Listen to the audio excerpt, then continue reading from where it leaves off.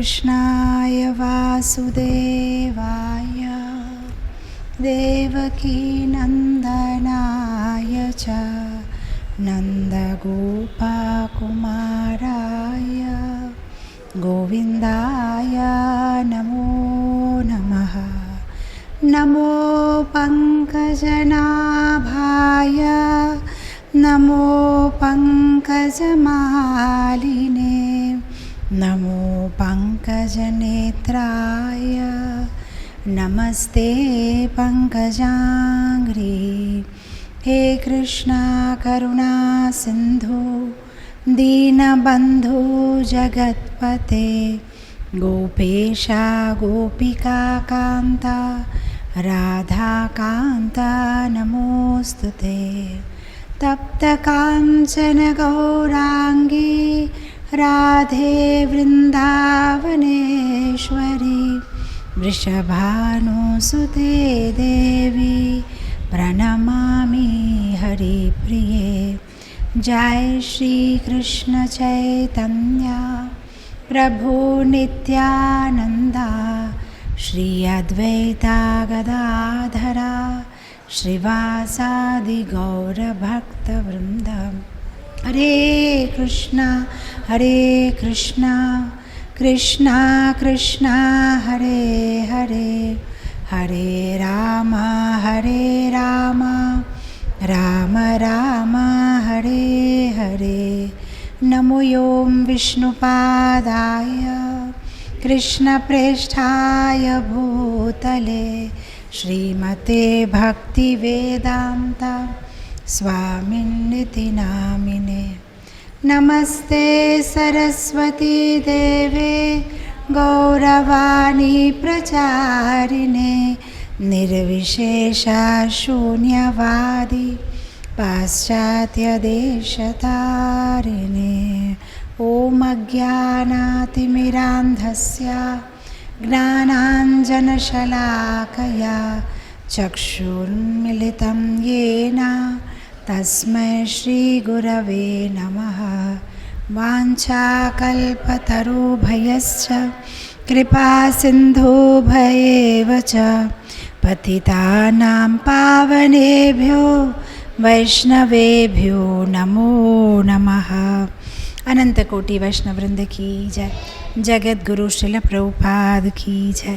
ISKCON वर्तमान गुरु वृंद की जय। हिज होलीनेस जय पताका स्वामी गुरु महाराज की जय। Will be continuing the series ఎలా అవుదాము భగవంతుడికి ప్రియమైన భక్తుడుగా. సో గత కొన్ని ఆదివారాల నుంచి మనం ఈ సిరీస్ చర్చిస్తున్నాము. ఎక్కడి వరకు అయితే దీన్ని చర్చించాము కొంచెం క్లుప్తంగా దాని ఒక సారాంశం చెప్తూ సమ్మరీ చెప్తూ ముందుకు వెళ్దాము. అయితే భగవద్గీత 12th చాప్టర్ భక్తి యోగా నుంచి మనం ఈ సిరీస్ డిస్కస్ చేస్తున్నాము.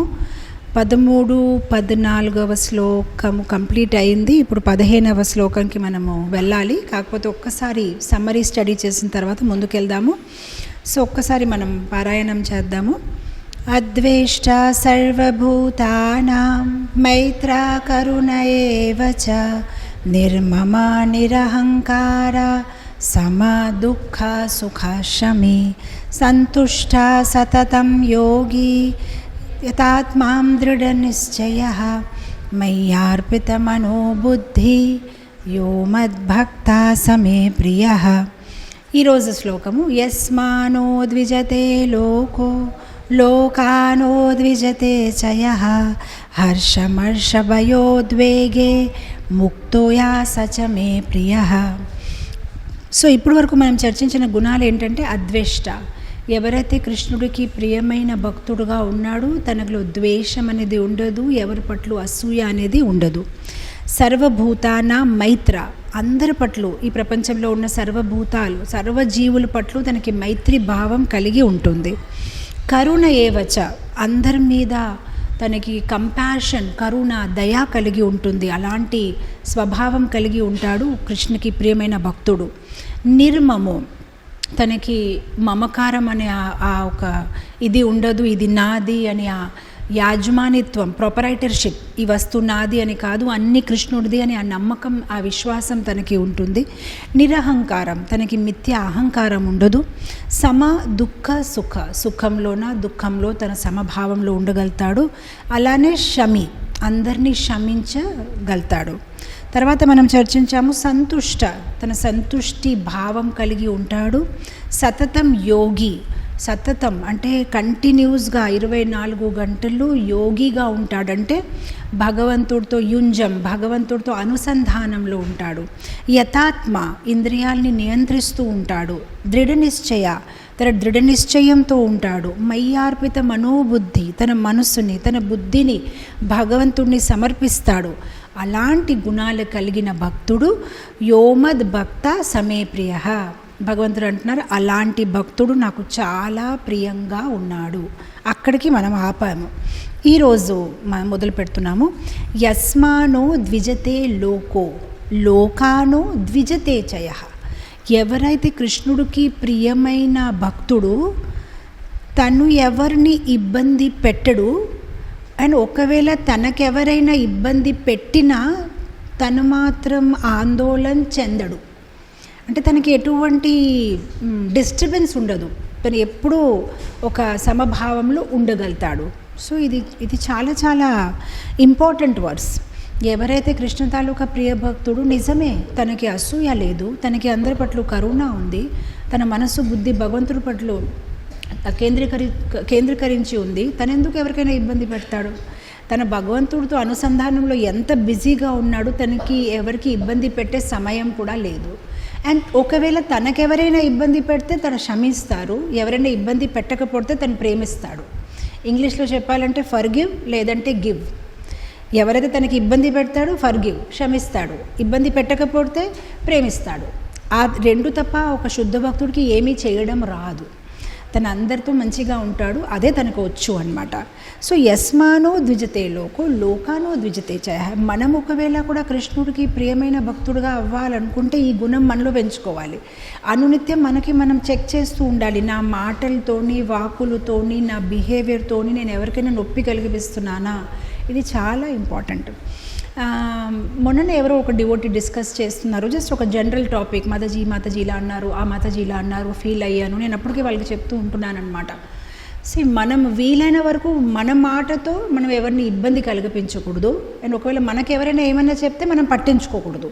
మనం ఎప్పుడు కృష్ణుడితో అనుసంధానం పెంచుకోవాలి. ఇది చాలా చాలా ఇంపార్టెంట్. అండ్ ఒక్కరితో కాదు, ఇద్దరితో కాదు, సీనియర్ డివోటీస్తో కాదు, అందరితో అలా ఉండాలి. నేను కాలేజ్లో ఎకనామిక్స్ తీసుకున్నప్పుడు జాన్ రస్కిన్ తాలూకా ఎన్నో ఎస్సేస్ చదువుతున్నాను ఎకనామిక్స్ గురించి. యాక్చువల్గా గాంధీజీకి ఇన్స్పైర్ చేసిన మూడే మనుషులు, జాన్ రస్కిన్, టాల్స్టాయ్ అండ్ రాయ్చంద్జీ. వాళ్ళు మంచి ఫిలాసఫర్స్ అనమాట. సో ఈ రస్కిన్ది ఒక బుక్ ఉందన్నమాట, అన్టు దిస్ లాస్ట్ అనమాట. చాలా మంచి పుస్తకము. దాంట్లో అసలు భక్తి గురించి దాంట్లో ఏమీ లేదు, ఎకనామిక్స్ గురించి. అంటే తను అంటాడు అందరికీ సమానంగా మనం ఉండాలి, చివరి వరకు ఎవరైతే ఉన్నారో లైన్లోని వాళ్ళకి కూడా ఈక్వల్గా డిస్ట్రిబ్యూషన్ అవ్వాలి ప్రతిదీ అని. సో మన ఇస్కాన్ సండే ఫీస్ట్ లాగా కాదు, స్టార్టింగ్లో వచ్చిన వాళ్ళకి ఫుల్ పాయసం, ఫుల్ పన్నీర్ సబ్జీ, చివరికి వచ్చినప్పటికీ మనం అందరితో ప్రేమంగా ఉండాలి. వాళ్ళ ఒక ఆర్థిక స్థితి గురించి కాదు, వాళ్ళ బుద్ధి, జ్ఞానం అండ్ సీనియారిటీ గురించి కాదు, అందరికీ సమానంగా ప్రేమించాలి. ఎవరిని మనం ఇబ్బంది పెట్టుకోకూడదు. మన వర్డ్స్తో మనం చాలా చాలా కేర్ఫుల్గా ఉండాలి. యాజ్ ఎ డివోటీ ఎల్లప్పుడూ మనం మాట్లాడినప్పుడు మనం చెక్ చేస్తూ ఉండాలి, నేను ఏదైతే మాట్లాడుతున్నానో అవతల మనిషికి నా మాటలతో నేను ఇబ్బంది పెడుతున్నానా అని మనం చెక్ చేసే మాట్లాడాలి. అనవసరంగా ఎవరిని మనం ఇబ్బంది కలిగించకూడదు అనమాట. సో మనం ఎవరిని ఇబ్బంది కలిగించము ఓకే, కానీ ఎవరైనా మనల్ని అనవసరంగా వచ్చి డిస్టర్బ్ చేస్తే దాన్ని ఎలా సహించాలి? అది ఎంత కష్టంగా ఉంది. ఓకే, మనం కంట్రోల్ చేస్తాం, ఎవరిని మనం డిస్టర్బ్ చేయము, కానీ మన తప్పు ఏమీ లేదు, కానీ వాళ్ళు వచ్చి మనకి డిస్టర్బ్ చేస్తే అప్పుడు ఎలా? మనం చరిత్రలో కూడా చూస్తే శ్రీమద్ భాగవతంలో అసలు గజేంద్రుడు ఎవరిని ఏం డిస్టర్బ్ చేయలేదు, తను మాత్రం అలా మామూలుగా వెళ్ళి స్నానం చేస్తూ ఉంటే తన భార్యలతోనే ఆ ముసలి తన్ని పట్టుకుందనమాట. అలానే మనం చూస్తే ప్రహ్లాద్ మహారాజ్ ఎవరిని డిస్టర్బ్ చేయలేదు, తన జపం చేస్తూ ఉంటే హిరణ్యకశిపు తన వెంకబడి ఎందుకలా జపం చేస్తున్నావు నారాయణది అని తన్ని ఇబ్బంది పెట్టాడనమాట. సో అలా మనం భాగవతంలో కూడా చూస్తాము, ఒక్కొక్కసారి ఎవరిని మనం డిస్టర్బ్ చేయకపోయినా వాళ్ళు మనకి డిస్టర్బ్ చేస్తే అప్పుడు మనం ఎలా ప్రవర్తించాలి? అది ఒక పెద్ద క్వశ్చన్ మార్క్ డివోటీస్ లైఫ్లో. అయితే ఏం చేయమంటారు? అన్నీ భరించేయమంటారా? ఎలా బిహేవ్ చేయాలి యాజ్ ఎ డివోటీగా. మీరు చూస్తే శ్రీమద్ భాగవతంలో ఒక ఘటన వస్తుంది ప్రథమ స్కందంలోనే. ఎప్పుడైతే పరీక్షిత్ మహారాజా చనిపోయిన పాముని శమిక్ ఋషి యొక్క మెడలో వేసిన తర్వాత ఎప్పుడైతే శృంగి ఋషికి దాని గురించి తెలుస్తుంది, తను శపించడం జరుగుతుంది, తను స్నానం చేసి ఎప్పుడైతే వెనక వచ్చి తన నాన్నగారితో ఈ మాట అంటూ ఉంటే శమిక్ ఋషి వెంటనే తన్ని తిడతారనమాట. ఎందుకు ఇలా పరీక్షిత్ మహారాజ్ నువ్వు శపించావు, తను ఎంత మంచి భక్తుడు అలా చెప్తూ శమిక్ ఋషి ఒక మాట అంటారు. అతను అంటారు, యాక్చువల్గా పరీక్షిత్ మహారాజ్ అయితే చాలా గొప్ప రాజా, తనకు కావాలంటే నువ్వు తన్ని శపించావు కదా, తను నీకు వెనక శపించవచ్చు, కానీ తను అలా చెయ్యడు, ఎందుకంటే భక్తుల్లో అలాంటి గుణాలు ఉంటాయి అని చెప్తూ ఒక్క శ్లోకం ఉంది భక్తుల్లో ఉన్న గుణాల గురించి శమిక్ ఋషి శృంగి ఋషితో చెప్తున్నారనమాట. సో ఆయన అంటారు, భక్తుడంటే ఎలా ఉంటాడంటే తిరస్కృత విప్రలబ్ధ సప్త క్షిప్త హత అపి నాస్య తత్ ప్రతికూర్వంతి తద్భక్త ప్రభావోపి. ఇది చాలా ఇంపార్టెంట్ శ్లోక. ఎవరైనా గోలోక వృందావన్ వెనక వెళ్ళాలనుకుంటే ఈ శ్లోకం మాత్రం మన జీవితంలో ఆచరించడానికి ప్రయత్నించాలి, అప్పుడే మనం వెళ్ళగలుగుతాం. If we are serious about going back home, back to Godhead. దయచేసి అందరు వాళ్ళ ఫోన్స్ కొంచెం స్విచ్ ఆఫ్ అయినా లేదంటే సైలెంట్ మోడ్లో పెట్టుకోండి. సో మీరు ఇక్కడ చూస్తే ఇక్కడ చెప్పిన ఒక్కొక్క గుణము చాలా లోఫ్టీగా ఉన్నాయి. అంటే తెలుగులో చెప్పాలంటే అది చాలా హై స్టాండర్డ్లో ఉన్నాయి. అంటే ఇలాంటి గుణాలు మనం పెంచుకోవచ్చా?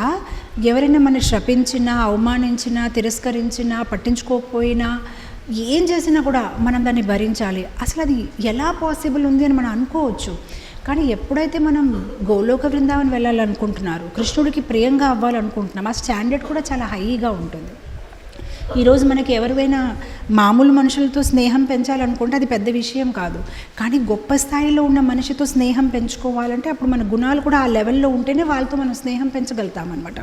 సో అలానే మనం నిజంగానే కృష్ణుడికి ప్రియమైన భక్తులు అవ్వాలనుకుంటే ఆ లెవెల్లో మన గుణాలు కూడా ఉండాలి. మళ్ళీ కృష్ణుడు ఏమైనా రోడ్ సైడ్ మనిషి కాదు కదా మనతో ఫ్రెండ్షిప్ చేయడానికి. ఆయనకి ప్రియమైన భక్తుడు అవ్వాలంటే ఆ గుణాలు కూడా, ఆ సహనం కూడా, ఆ ఊర్పు కూడా ఆ స్థాయిలో ఉండాలన్నమాట.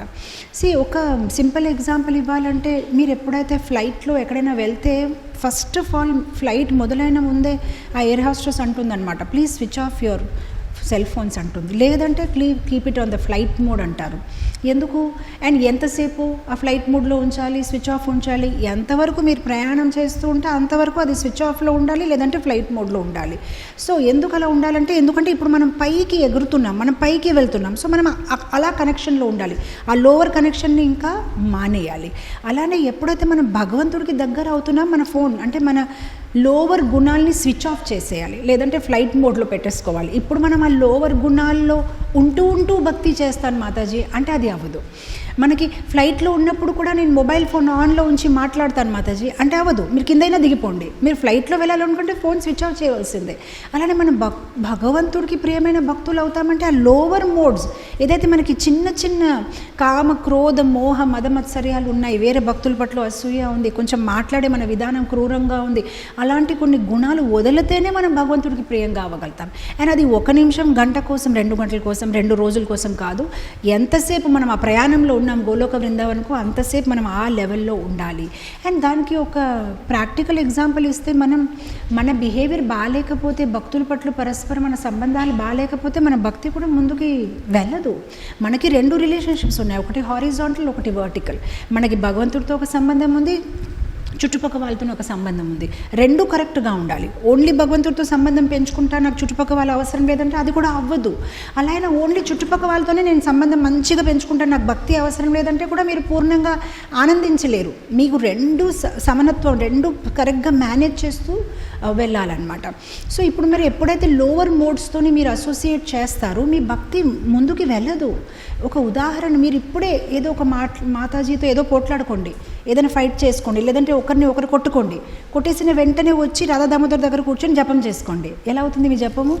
చేయలేం మాతాజీ. ఎలా చేస్తాం జపము? ఎందుకంటే just now you had a wrong association with the lower modes of material nature.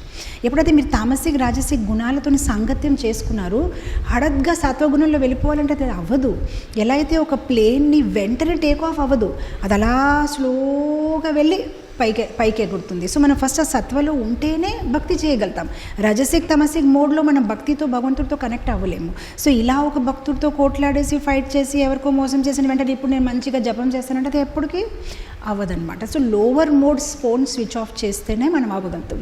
So lower mode switch off చేయడం అంటే టాలరేట్ చేయడం. భక్తుడు కొంచెం టాలరేట్ చేయాలి. ఎందుకు ఈ వర్డ్ అంటున్నానంటే యస్మానో ద్విజతే లోకో లోకానో ద్విజతే. సరే మనం ఎవరికి ఇబ్బంది పెట్టము, కానీ మనం ఎవరికి ఇబ్బంది పెట్టట్లేదని ఈ ప్రపంచంలో అందరు నాతో బాగుంటారంటే అది మీరు ఇలా ఎక్స్పెక్ట్ చేయకూడదండి. అందరు నాతో బాగుంటారు, వాళ్ళు బాగుండరు. ఎందుకంటే ప్రపంచం అలానే ఉంది. కానీ మనం దాన్ని సహించాలి. సో మీరు ఇక్కడ చూడండి, అవమానం, ఎవరైనా అవమానించిన, మీరు భాగవతంలో చూస్తే శ్రీమద్ భాగవతంలో అలాంటి ఎన్నెన్నో ఉదాహరణలు ఉన్నాయి. ఎక్కడైతే అవమానించినప్పటికైనా భక్తుడు తన ఒక దీన్ని కోల్పోలేదు, తన ఒక సమభావాన్ని కోల్పోలేదు. ఉదాహరణకి మనం చూస్తాము శివుడు ఎప్పుడైతే దక్ష ప్రజాపతి తన్ని బాగా అవమానించారు, మనందరికీ ఫేమస్ కథ తెలుసు. ఎలా అయితే దక్ష ప్రజాపతి ఒక యాగం చేసినప్పుడు సభలో అందరూ కూర్చొని ఉంటే అప్పుడే దక్ష ప్రజాపతి దానిలో ప్రవేశిస్తే అందరూ తన్ని రెస్పెక్ట్ చేయడానికి పైకి అంటే సీట్స్ నుంచి లేచి నిలబడారు, ఎక్సెప్ట్ 2 people, బ్రహ్మ అండ్ శివుడు. సో బ్రహ్మ రెస్పెక్ట్ చేయలేదు, అతను ఏం పట్టించుకోలేదు. నాన్నగారు అవుతారు కదా దక్ష ప్రజాపతికి, పర్వాలేదు. కానీ శివుడు అంటే అల్లుడు అవుతాడు. సో దాన్ని వెంటనే ఫీల్ అయిపోయాడు, అందరు నన్ను అంతలాగా రెస్పెక్ట్ చేస్తే తినేందుకు నాకు రెస్పెక్ట్ చేయలేదని సభాపరంగానే అందరి ముందు శివుడిని బాగా తిట్టేసి ఎన్నెన్నో మాటలు అన్నారనమాట. అంటే మామూలుగా కాదు, అంటే నువ్వు ఎందుకు రెస్పెక్ట్ చేయలేదని కాదు, అందరికీ చెప్తున్నాను అనమాట. చూడండి ఇక్కడ కూర్చున్న వాళ్ళందరికీ చెప్తున్నాను, నేనేం అసూయతో చెప్పట్లేదు. కానీ ఇతను ఉన్నాడా చూసారా, అసలు నేను అనవసరంగా అమ్మాయిని ఇంతతో పెళ్లి చేయించాను, తన కళ్ళు చూస్తే ఎలా ఉంది చూడండి, ఆవుల్ లాగా ఉంది. ఆవులకి ఏమంటారో తెలుగులోనే, గుడ్లగోబల అంటే అలా, అంటే నేను అలా అనట్లేదండి, అలా ఉంది భాగవతం. అంటే తన కళ్ళు చూస్తే అలా ఉంది, మా అమ్మాయి కళ్ళు చూస్తే ఒక జింకలాగా ఎంత అందంగా ఉంటుంది, ఎందుకు తింతో పెళ్లి చేయించాలని ఎన్నెన్నో మాటలు. కానీ శివుడు ఏమి చెప్పకుండా అంత అలానే వింటారు, అంతే. అంత అయిపోయిన తర్వాత ఆయన చుప్చాప్గా అక్కడి నుంచి లేసి వెళ్ళిపోతారు, అంతే సింపుల్గా. సో ఇప్పుడు కావాలంటే శివుడు కూడా వెనక చెప్పొచ్చు కదా, నువ్వెవరు ఇలా చెప్పడానికి నాకు, కానీ కూడా ఆయన సహిస్తారు. ఎందుకు సహిస్తారు? వై? ఎందుకు సహించారు శివుడు? Because he's a pure devotee of the Lord and he doesn't want to waste time. He doesn't want to waste time. He has better things to do. అంతసేపు వాళ్ళతోనే ఆర్గ్యూ చేసే బదులు అంతసేపులో ఏం చేసేయగలుగుతాము? అంతసేపులో రామ్నామ అయిపోతుంది కదా. నేను చాలాసారి ఈ ఉదాహరణ చెప్పాను, మీ అందరికీ గుర్తుందో లేదో. ఒక చిట్ట కథ, అంటే పంచతంత్రాల్లో ఉంటాయి కదా స్టోరీస్, యానిమల్ స్టోరీస్. 2 ఏనుగులు కొత్తగా పెళ్ళి అయింది. పెళ్ళి అయినప్పటికీ ఆ రంగనాథ స్వామి టెంపుల్లోనే, మీరు ఎవరైతే శ్రీరంగం వెళ్ళి ఉంటే మీకు తెలిసి ఉంటుంది, పొద్దున అయ్యేసరికి అసలు రంగనాథుకి మొదటి దర్శనంలోనే ఆ ఏనుగు, ఆవు అన్నీ చూపిస్తారనమాట భగవంతుడికి. సో వాళ్ళకి హ్యాపీగా. మేము మొన్న గురువాయూర్ వెళ్ళినప్పుడు కూడా చూసాము, ఆ దృశ్యం చాలా బాగుంటుంది చూడడానికి. వాళ్ళు ఎంత చక్కగా ఆ ఏనుగుని అలంకరిస్తారంటే, చక్కగా స్నానం చేపించేసేసి రెడ్ కలర్ వెల్వెట్ క్లాత్ పెట్టించేసేసి అలంకారం చేసేసి తిలక్ పెట్టేసుకొని ఎంత అందంగా, అండ్ ఏనుగు పైన భగవంతుడిని అలా ఊరేగింపు తీసుకువెళ్తారనమాట, చాలా అందంగా ఉంటుంది.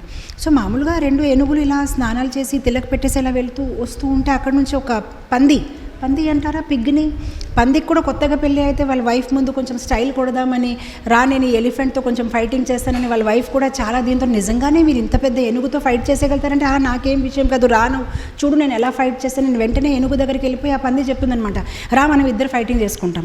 వెంటనే ఆ ఎలిఫెంట్ భయపడి, వద్దు నేను నీతో ఫైట్ చేయాలని నేను వెళ్ళిపోతూ ఉంటే వాళ్ళ భార్యకి కోపం వచ్చేసి, మీకు ఇంత పెద్ద బాడీ ఉంది కానీ బుద్ధి తక్కువ ఉంది, ఆ పంది మీకు ఏం చేయగలుగుతుంది, మీరు ఫైట్ చేసేవలసింది కదా. అప్పుడు వెంటనే ఏనుగు అంటాడు, నేను ఫైట్ చేయగలుగుతాను, కానీ తనేదో ఇప్పుడు గటర్ నుంచి బయటికి వచ్చాడు, తను నాకు ముట్టుకుంటే నేను భగవంతుడు ఒక సేవలో ఉపయోగపడను, అందుకోసం నాకు తనతో ఎటువంటి ఫైటింగ్ వద్దు. సో ఇక్కడ ఏం చేశాడు తను, హయ్యర్ ప్రిన్సిపల్, నేను భగవంతుడు సేవ చేయాలి, అందుకోసం నేను ఇతనితో అసోసియేట్ చేయలేను, నాకు అక్కర్లేదు. అలానే భక్తుడు అనేసరికి ఎవరైనా మనకి ఇబ్బంది పెట్టినా కూడా మనం అనుకుంటాము, I can fight back, I can reply back, అతను నాతో ఎలా ప్రవర్తిస్తున్నాను నేను దానికి ఆన్సర్ ఇవ్వచ్చు. But I don't want to waste time, I have better things to do. నేను కృష్ణుడికి ప్రియమైన భక్తులు అవ్వాలి, నేను ఆ లోపల ఒక మాల ఎక్స్ట్రా చాంట్ చేసుకోవచ్చు, నేను ఆ లోపల భాగవతం నుంచి 2 pages చదువుకోవచ్చు. సో మనం చూస్తే ఈవెన్ రూప రూప గోస్వామి, సనాతన్ గోస్వామి వాళ్ళ దగ్గర రూపనారాయణ వచ్చేసి వాదిద్దామంటే వాళ్ళు ఏమన్నారు, మేము ఓడిపోయామండి, ఎక్కడ సంతకాలు పెట్టమంటే పెట్టేస్తామని చెప్పేశారు కదా. వాళ్ళు వెంటనే సంతకాలు పెట్టించేశారనమాట. సో వాళ్ళు ఏమన్నారు, మాకేం అక్కర్లేదు మీతోని వాదించడానికి. సో వాళ్ళు ఎవరైతే ఆ pure devotees of the lord, వాళ్ళకి జీవితం తాలూకా గమ్యం తెలుసు కనుక వాళ్ళు ఇటు అటు డిస్టర్బ్ అవ్వరు. నేను చాలాసారి ఈ కథ కూడా చెప్పాను, ఎంతమందికి గుర్తుందో లేదో. ఒక గాడిదకి ఒక పులికి ఒక వాదన, గాడిద అండ్ పులికి ఒక వాదన ఏంటంటే, ఆ గాడిద అంటుందన్నమాట, గడ్డి అనేసరికి బ్లూ కలర్ ఉంటుంది, పులి అంటే గడ్డి బ్లూ కలర్ ఎలా ఉంటుంది బాబు, గడ్డి అనేసరికి ఏ కలర్ ఉంటుంది, పచ్చగా గ్రీన్ కలర్ ఉంటుంది కదా. వాళ్ళిద్దరు ఇలా వాదిస్తూ ఉంటే మొత్తం మీద వాళ్ళు లయన్ దగ్గరికి వెళ్ళిపోయారు అన్నమాట, సింహం దగ్గర. సింహం దీనికి రాజా కదా, ఫారెస్ట్కి, జంగల్కి రాజా కదా. సో మొత్తం మీద రాజాగారు మీరే చెప్పండి ఎవరు కరెక్ట్ అంటే, వెంటనే రాజాగారు ఏం చేశారు, ఎవరిని పనిష్మెంట్ ఇచ్చారు, పులికి పనిష్మెంట్ ఇచ్చారు. బాబు నువ్వే రాంగ్, నీకే పనిష్మెంట్, ఎవరు ఇతనితో మాట్లాడొద్దు 15 days వరకు. పులికి చాలా బాధ అనిపించింది, అంతలాగా నాకెందుకు పనిష్మెంట్ ఇచ్చారు, నేనేం తప్పు చేశాను. 15 రోజుల తర్వాత పులి వెళ్ళి సింహంతో అడుగుతుందనమాట, మరి గడ్డి అనేది ఏ కలర్ సార్, గ్రీన్ కలరే. మళ్ళీ ఆ రోజు నేను అదే కదా చెప్పాను, మళ్ళీ నాకు పనిష్మెంట్ ఇచ్చారు, గాడిదని వదిలేశారు. అప్పుడు ఆ సింహం ఏమంటుంది, నువ్వు గాడిదతో వాదిస్తున్నావు, నీకు అంత బుద్ధి లేదు గాడిదతో వాదించడానికి, అందుకోసం నీకు పనిష్మెంట్ ఇచ్చాను. ఆ గాడిద అలానే అంటుందిలే, ఆ గ్రీన్ గ్రాస్, బ్లూవా రెడ్డా ఏదైనా చెప్పొచ్చు, కానీ నీకంత బుద్ధి ఉండాలి కదా, తనతో వాదించే సమయాన్ని వృధా చేయకుండా ఉండాలి. సో ఎవరైతే భక్తులు they have a higher goal in life, వాళ్ళ హయ్యర్ గోల్ ఏంటంటే they want go back to God. వాళ్ళు కృష్ణుడి దగ్గర వెళ్ళాలనుకుంటున్నారు. So they will not be bothered ఆ నిమిషంకి ఇంకా ఎవరితోని వాదించడం అనమాట. సో మీరు చూడండి ఇక్కడ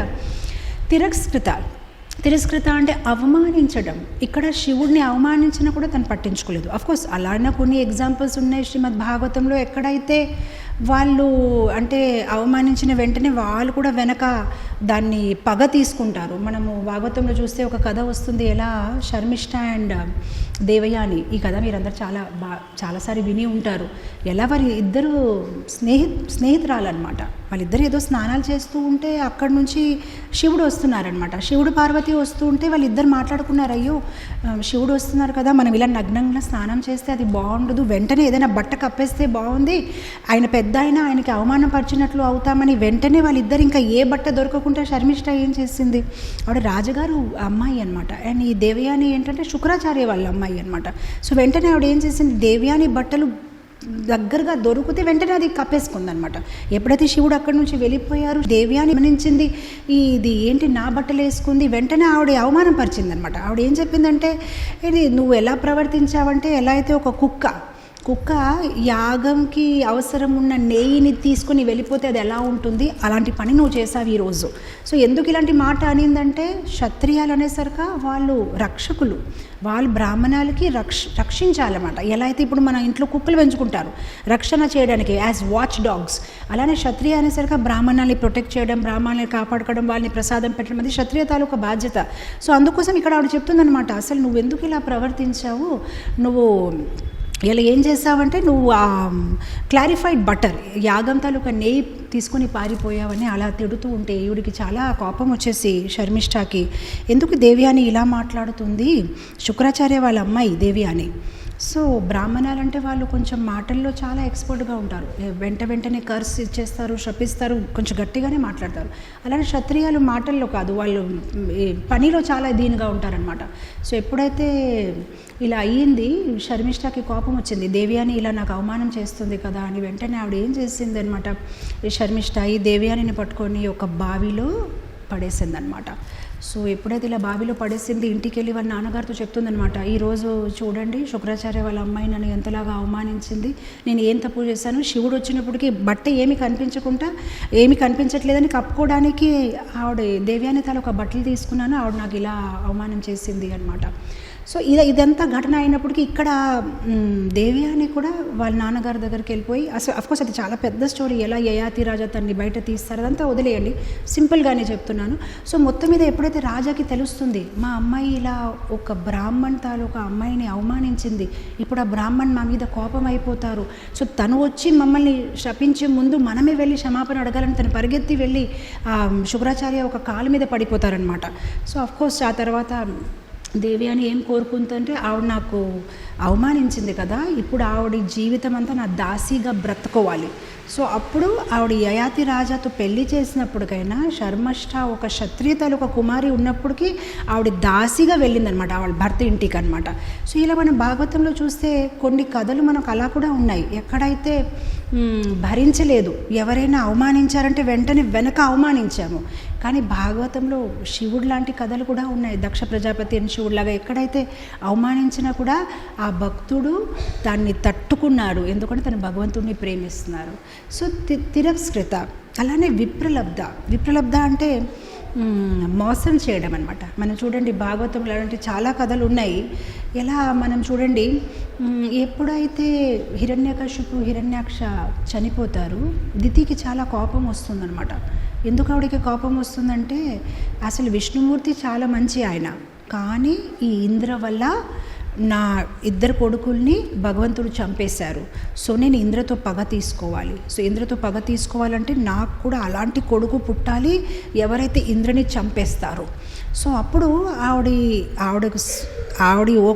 ఓన్ ప్రయత్నంతో అయితే ఏమీ అవ్వదు, తన భర్త ఒక ఆశీర్వాదం ఉండాలి, బ్లెస్సింగ్స్ ఉండాలి. సో ఆవిడ ఏం చేసిందంటే నెలపాటు తన భర్తని మంచిగా సేవ చేస్తూ ఉంటే మొత్తం మీద వాళ్ళ భర్త అడుగుతారనమాట, నువ్వు ఇంత చక్కగా కశ్యపుని అడుగుతున్నాడు దితితో, నువ్వు ఇంత చక్కగా నాకు సేవ చేస్తున్నావు కదా, నీకేం కావాలి కోరుకో, నాకు ఒకటే కావాలి, నా కడుపులో ఎలాంటి బిడ్డ పుట్టాలంటే తను ఇంద్రుని చంపాలి.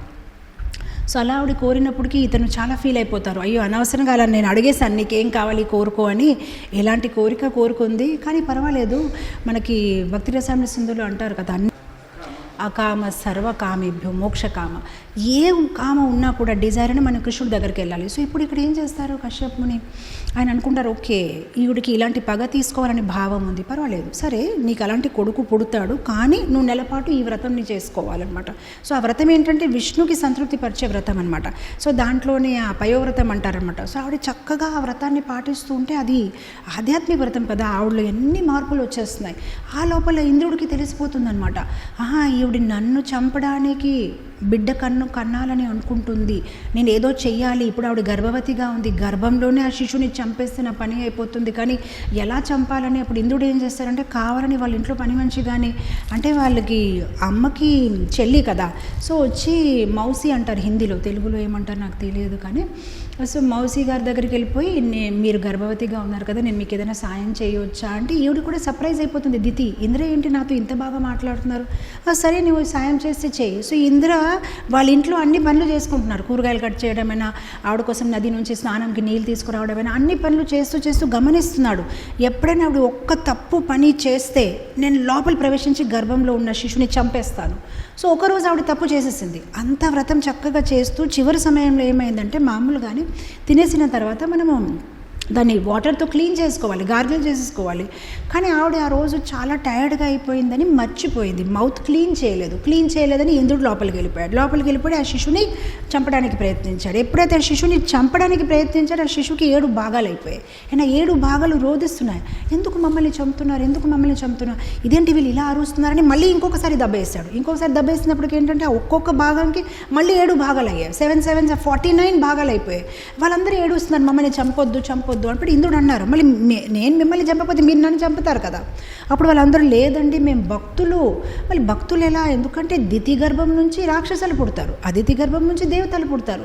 సో వాళ్ళంటారు లేదు అమ్మగారు ఇంత భక్తి చేశారు కదా, వ్రతం చేశారు కదా, మేము అందరూ భక్తులే, మేము ఎల్లప్పుడూ మీకు సాయం చేస్తూ ఉంటాం, మమ్మల్ని చంపొద్దు అంటే అప్పుడు ఇంద్రుడు ఊరుకుంటారనమాట. అండ్ మొత్తం మీద ఎప్పుడైతే ఆ పిల్లలు బయటికి వస్తారో ఈ దితి చాలా షాక్ అయిపోతుంది, ఎందుకంటే 49 + 1 50 మంది పిల్లలు పుడతారు ఇంద్రుడితో పాటు, ఇంద్రుడు కూడా బయటికి వస్తాడు. అప్పుడు ఈవిడ షాక్ అయిపోతుంది, ఇంద్రుడికి అడుగుతుంది, నువ్వు లోపల నుంచి ఎలా వచ్చావు, నువ్వు బయటే ఉన్నావు కదా, ఇందాక నాకు సేవ చేస్తున్నావు, నువ్వెలా వచ్చేసావు బయటికి. అప్పుడు అతను నిజం చెప్పేస్తారు, యాక్చువల్గానే నేను మీ అబ్బాయిని చంపాలని అనుకుని లోపల ప్రవేశించాను, కానీ వీళ్ళందరూ చాలా మంచివాళ్ళు. అప్పుడు మొత్తం మీద ఈవిడ సరే అయితే ఈ పిల్లల్ని నువ్వే తీసుకొని వెళ్ళిపో, నీ సహాయకులుగా వాళ్ళని వాడుకో అని పంపించేస్తుంది అనమాట. సో మీరు ఇక్కడ చూస్తే ఇక్కడ ఏంటంటే మనం ఇందాక చర్చినట్లు విప్రలబ్ధ మోసం.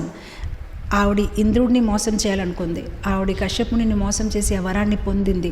ఇంద్రుడు ఆవిడని మోసం చేయాలనుకుంటుంది, మోసంతో మోసం అంటే దే ఆర్ వాళ్ళు ఒక్కరు మోసం చేయాలనుకుంటున్నారు. కానీ అలానే మనం చూస్తే 9th canto శ్రీమద్ భాగవతంలో ఎవరైనా వాళ్ళని మోసం చేయాలనుకున్నా కూడా వాళ్ళు తిరిగి మోసం చేయాలని భావం పెంచుకోలేదు. అలాంటి కథలు కూడా చాలా ఉన్నాయి.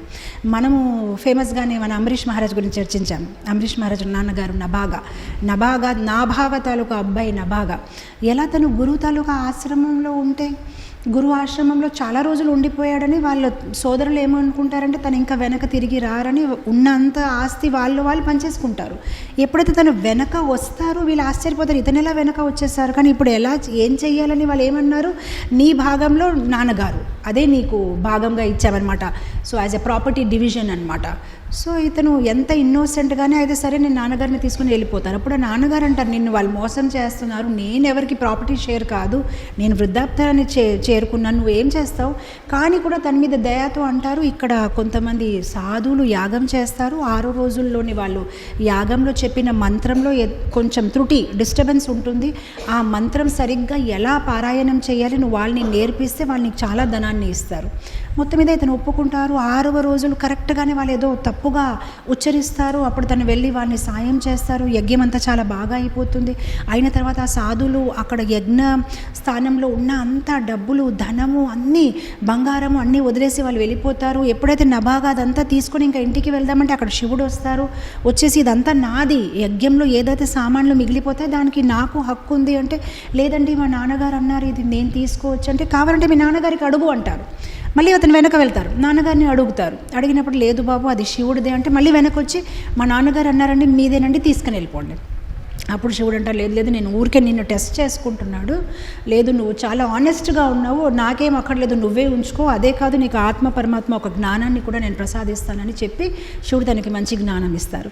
సో ఈ ఉదాహరణలో మనం ఏం చూసాము, యాజ్ ఎ మంచి ఒక ప్యూర్ డివోటీ యొక్క లక్షణాలు ఏంటంటే, తను అనుకోవచ్చు కదా ఇప్పటికే నాకు చాలా మోసం అయింది, మా సోదరులు నన్ను మోసం చేశారు, ఇప్పుడు మళ్ళీ ఇంకెందుకు నేను కూడా మోసం చేసి తీసేసుకుంటాను, మా నాన్నగారు అలా చెప్తే ఏంటి అని మాట వినాలా, అవసరమా, నేను శివుడితో చెప్పేస్తాను, లేదు మా నాన్నగారు నాదే అని అన్నారని చెప్పొచ్చు, కానీ వచ్చి నిజం మాట్లాడాడు అనమాట.